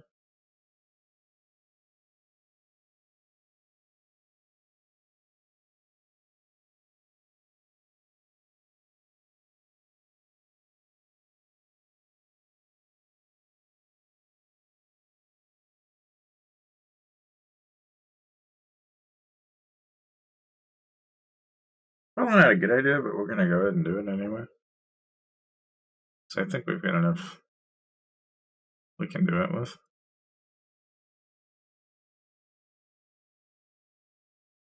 And it'll play out. I think it'll work just fine.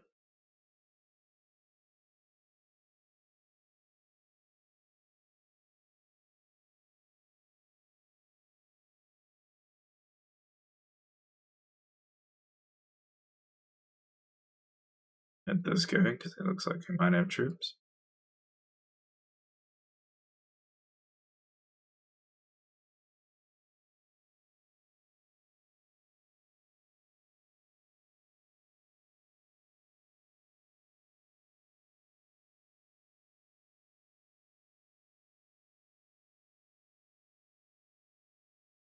Where are my kill cats at? 41 mil. Almost crossing the threshold here again.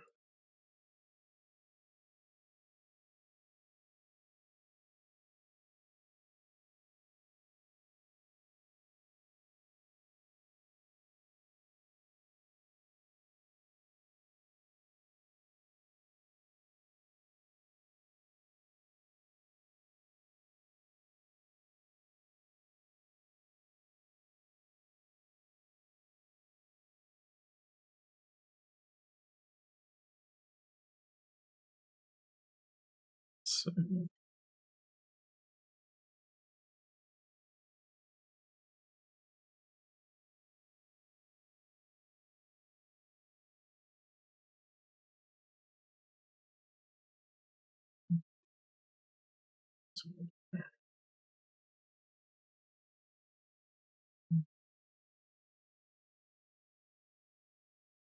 almost there.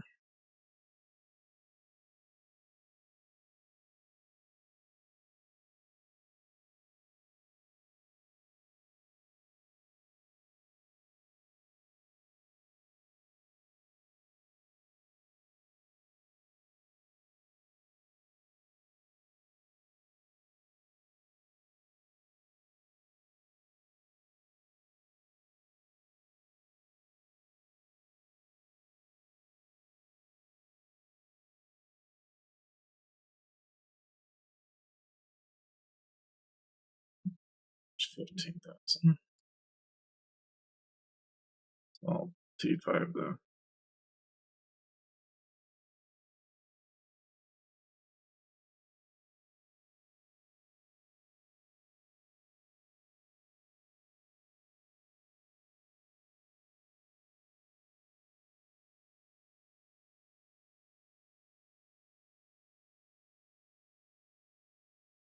So we're not doing too bad.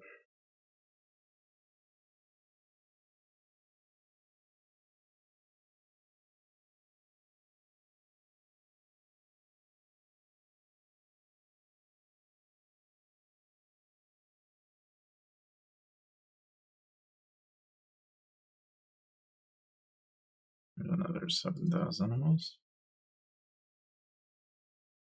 7,800 there. Oh, puts us a little bit behind. Not by a lot.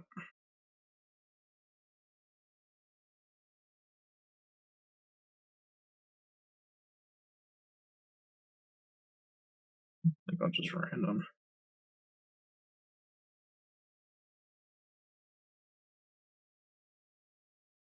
developer can do that. Alright, fine, fair enough.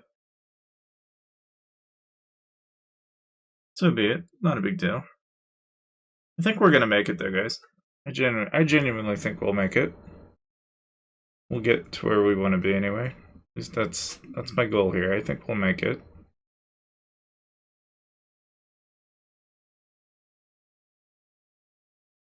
$21 mil. We're almost at rank 1.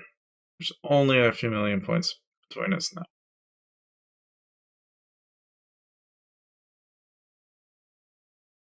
Gotta wait on this march. This one's gonna be the one that takes a little while. Should hit this guy, whatever the heck he's got. He's probably got T5 too, but I mean, T5s are cheap. I'm not gonna cry over spilt milk over killing T5s. T5s are not that big of a deal. I'm sure some guy is probably thinking it is, but I mean, it's really kind of the creme de la creme of the troops that are out there when you're losing T10s. It's like, cry me a river. Cry me a river. Lose some T10 and then come back crying to me. I can tell you a lot loss. Like this guy here. Bet you money he's got some stuff in here that we could probably get some points on. But like the other guy is going to take a while to... But I would think he's a candidate for that one thing.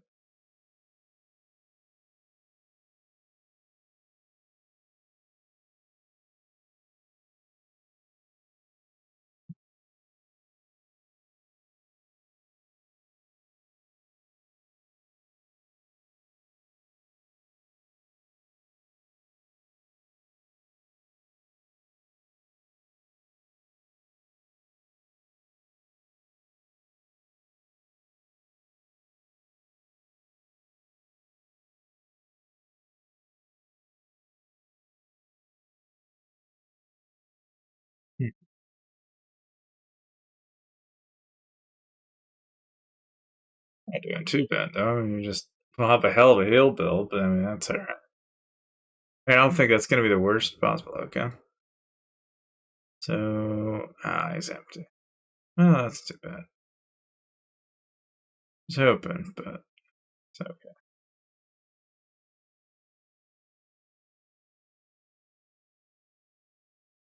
Scout around here a bit, and maybe we'll catch something we haven't seen before.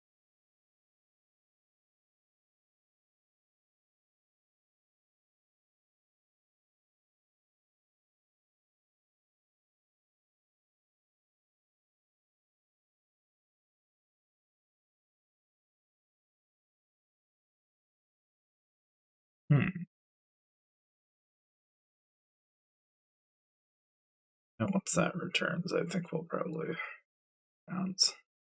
Well, this guy's got some troops behind. He's got some T6 in there, but I mean, it's not enough to like throw me off the ledge anyway. I just gotta wait on the 5-minute timer. I guess we could conceivably send an attack at him, I guess. Not like we've got anything better to do. I'll wait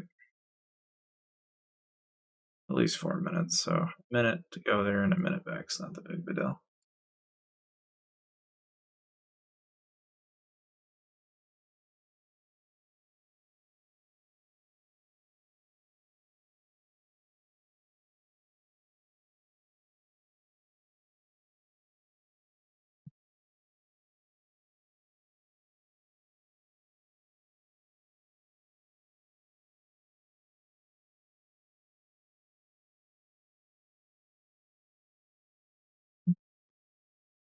So any sign of anything around here? Could be wrong, but it doesn't look like anyway. Let's see. So something else that comes to mind too, you guys didn't already know, right? Is if you go into troops, this will tell you what all of your troops are, but it'll tell you what's in your city versus what's out of your city. This is handy when you're like wanting to know how many troops you have in your base versus how many you actually have out your base. If that makes any sense. It'll also tell you how many you have injured, march queue, and your total troops. They're a really handy little feature, but I don't think enough people use it. Plus, if you're wondering what the little gear icon down here does, that just makes it so you can hide your gear from other players. So if you don't want people to see it, you can turn it off and turn it back on, back and forth. As far as the skins go, of course we have the Dreamheart skin going on right now for Valentine's Day.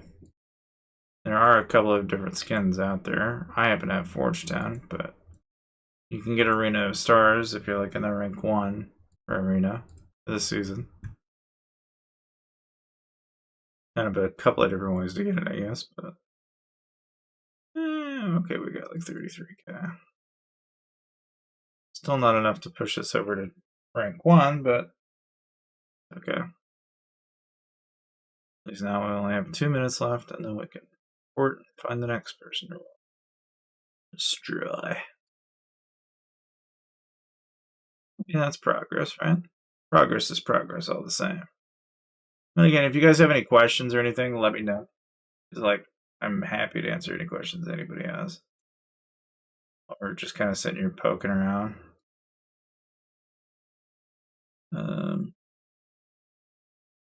At least when they do something anyway.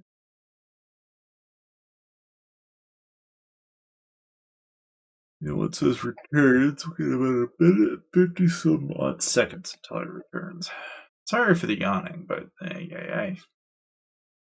Probably ought to call it quits here pretty soon anyway.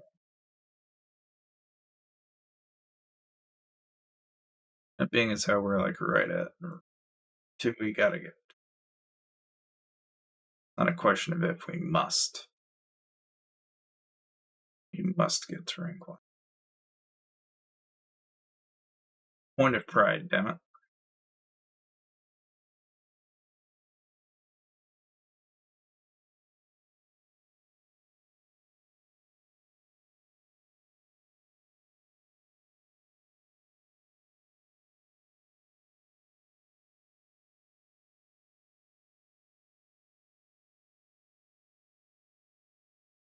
You can try scouting this guy and see what.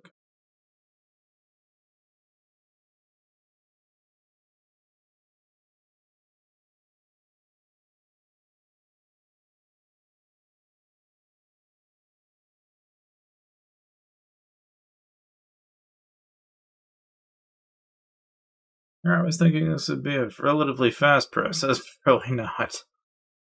That's okay. Not a big deal. At least in the grand scheme of things, because, well, we've almost got at least for the one life challenge anyway. I think we'll have at least accomplished more than what I thought we could. Which honestly, when you're sending like individual solos and not filling it in firm, that is kind of hard to not do.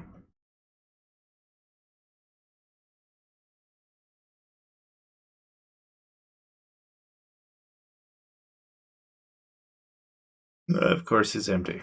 Okay. That was a waste of a scout, but that's okay. Just open on the off chance, but that's fine.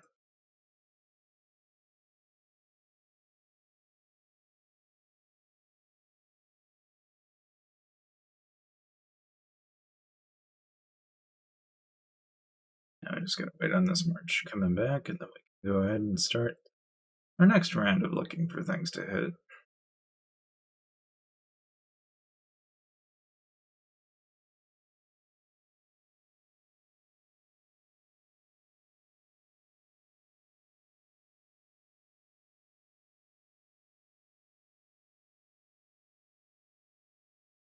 And then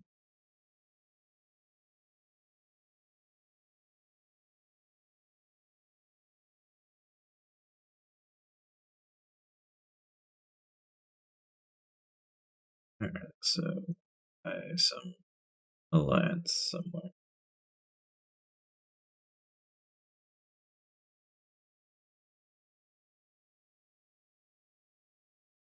Which I see no camps. So I think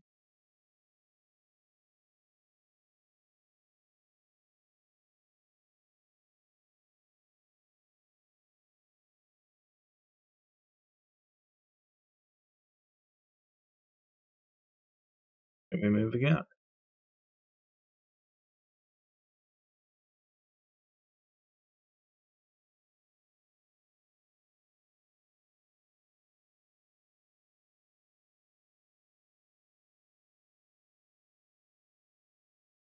This wasn't much.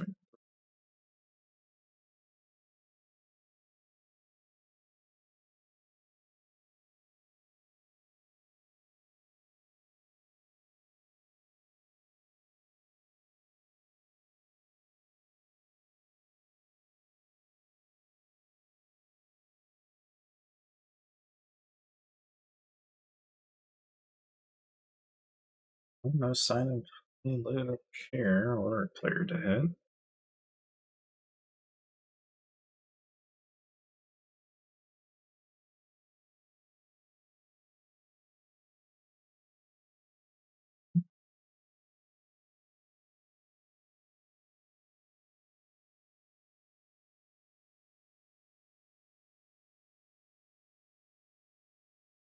It's empty, really.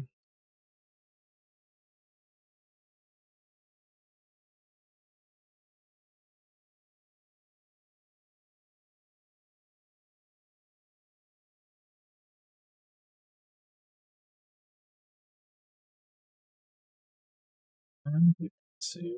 And look.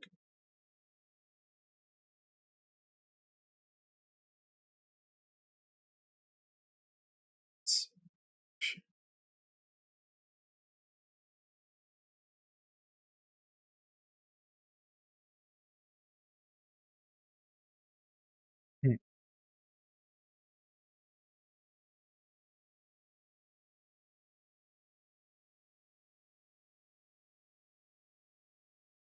See it in here either.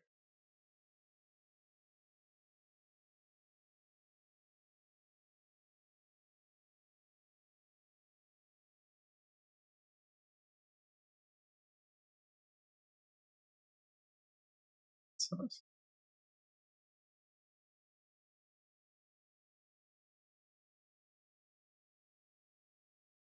hmm. Well,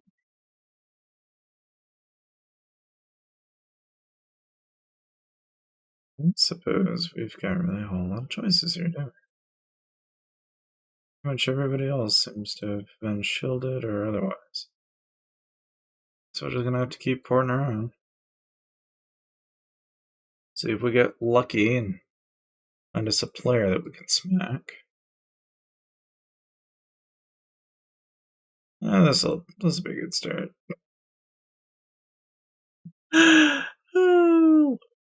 Well, of all the castle names that you could have, or even, like, just why? Of all the outpost castle names you have, what have you, why that name? You can't even make this shit up, you honestly can't. Good lord.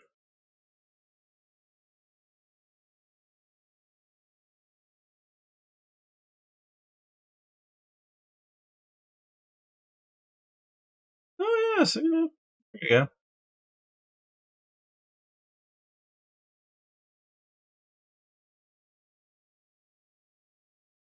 Smack him a couple of times.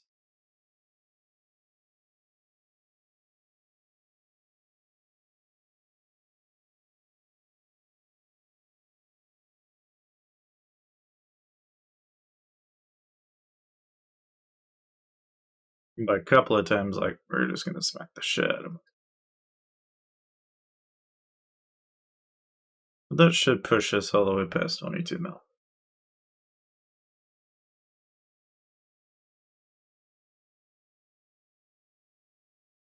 35k, 26k,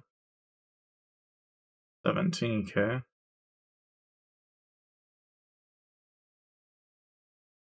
We're not quite there. 11k. 22, almost there.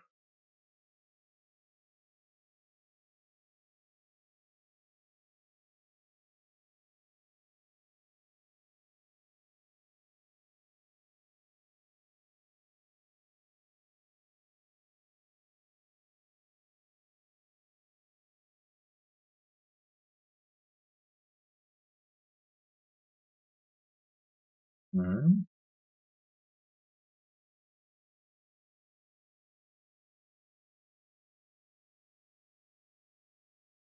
Maybe that'll give us enough. Oh,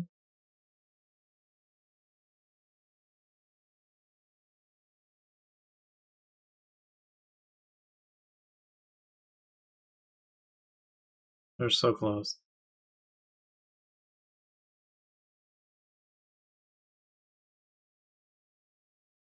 Yeah, we're gonna have to hit it someone else. God damn it. Like, Penny pinched the shit out of him, but oh well. Um, Poke around here and see if we can find another person, maybe.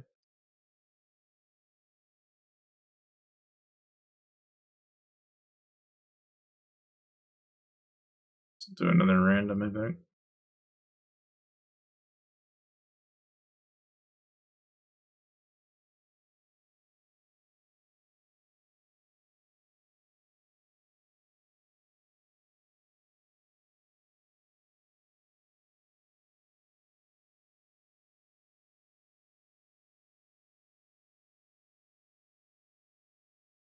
I don't see any sign of anything around here.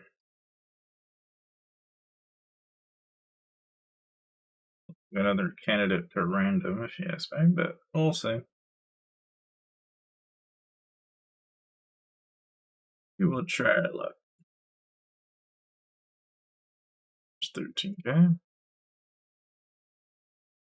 We're almost there. Need only like 200k more.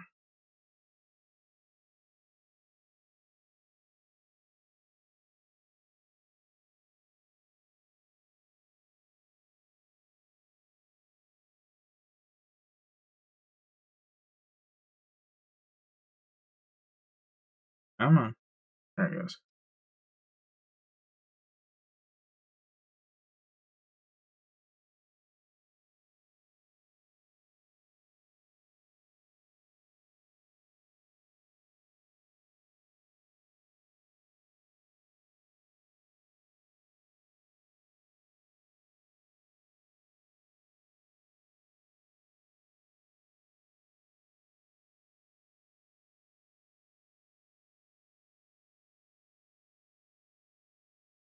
So anyway, we'll just board again.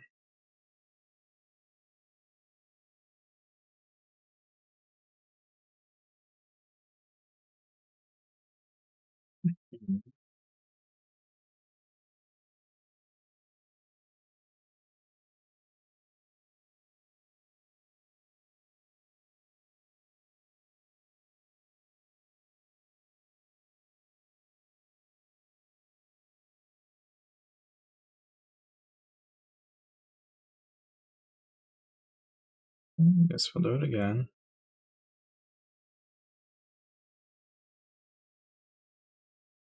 It's just kind of a given we're gonna do this one again.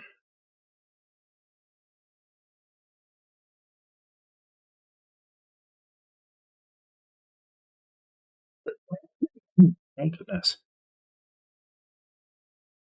Struggle to even get the last 200,000 points. My goodness.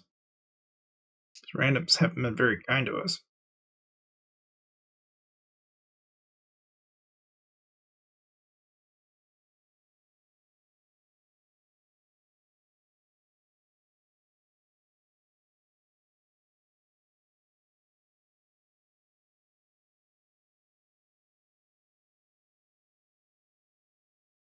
So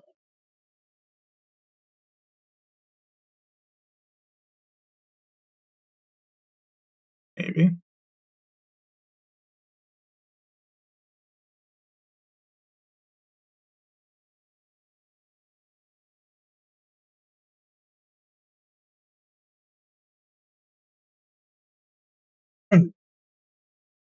This is our saving grace, I think.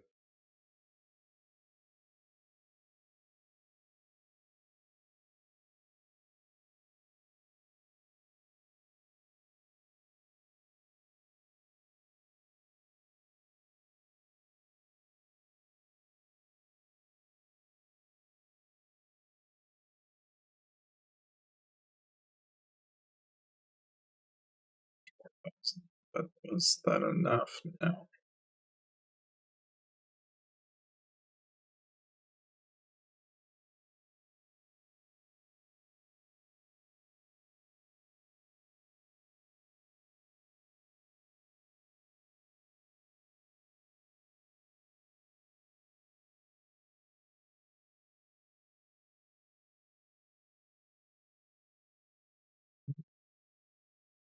Let's see if there's anything at all nearby. It's not looking as though there is, though.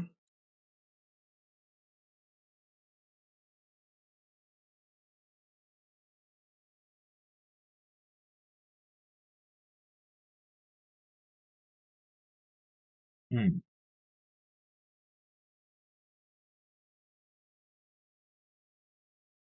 Shoot.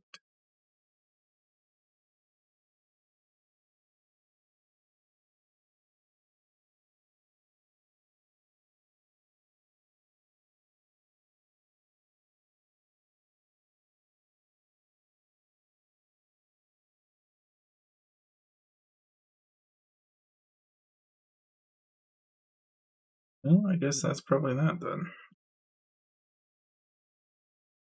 So we'll just have to hit whatever we can find.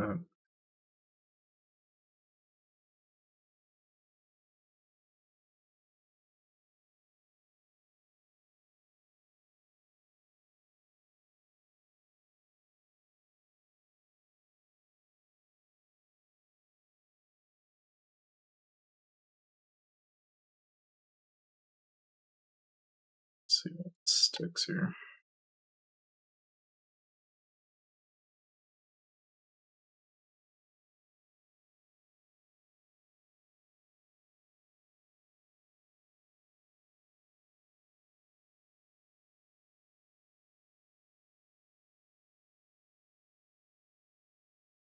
Three, two, one.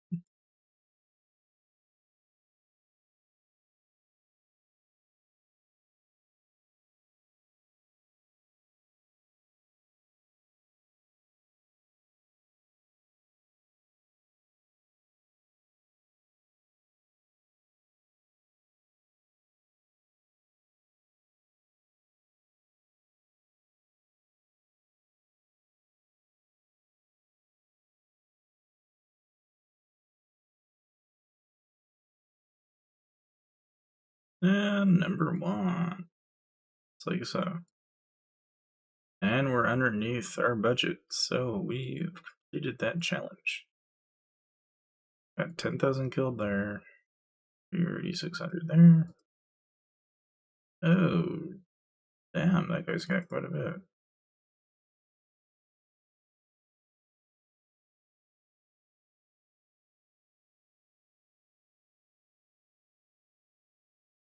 Yeah, really had hardly anything. And oh shoot, I lost some troops there, but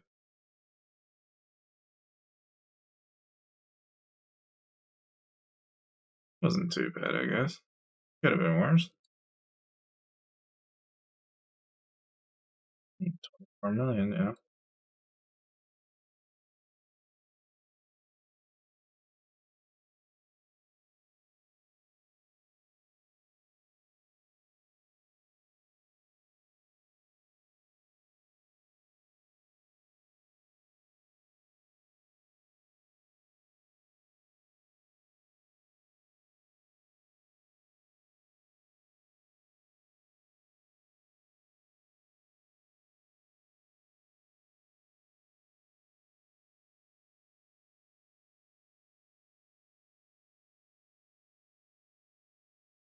Have some of my proper marches come back through. Just clear that guy out.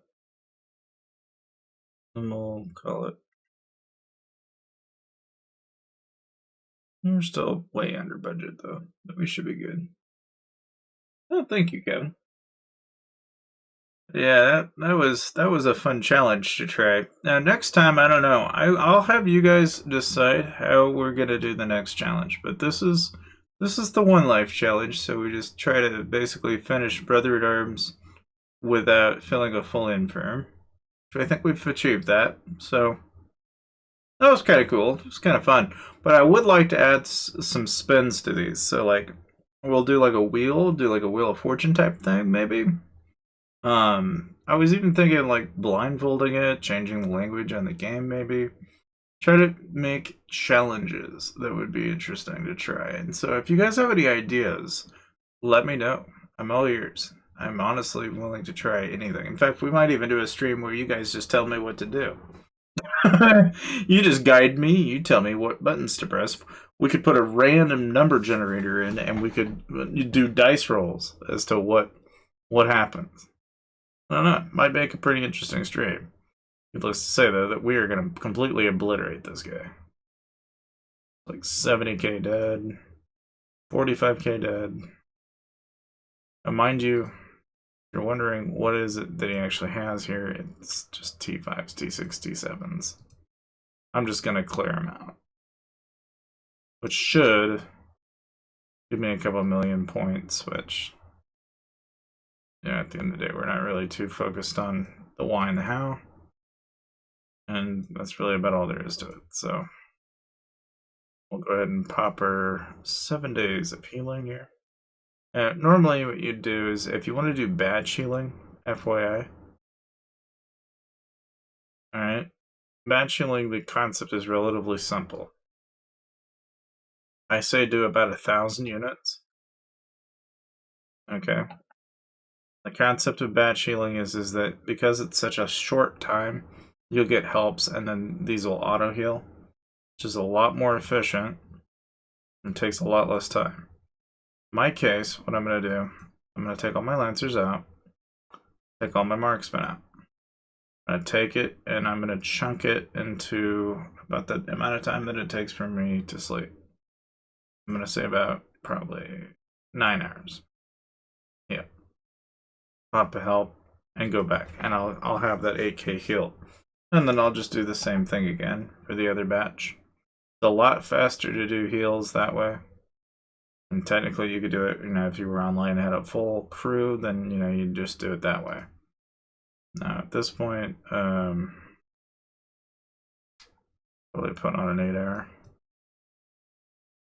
And that's really about all there is to it. But thank you guys for dropping by. It's been a real blast. And I'm happy to help for those of you out there that were kind of having some questions and weren't really too sure. Hopefully that kind of cleared some things up.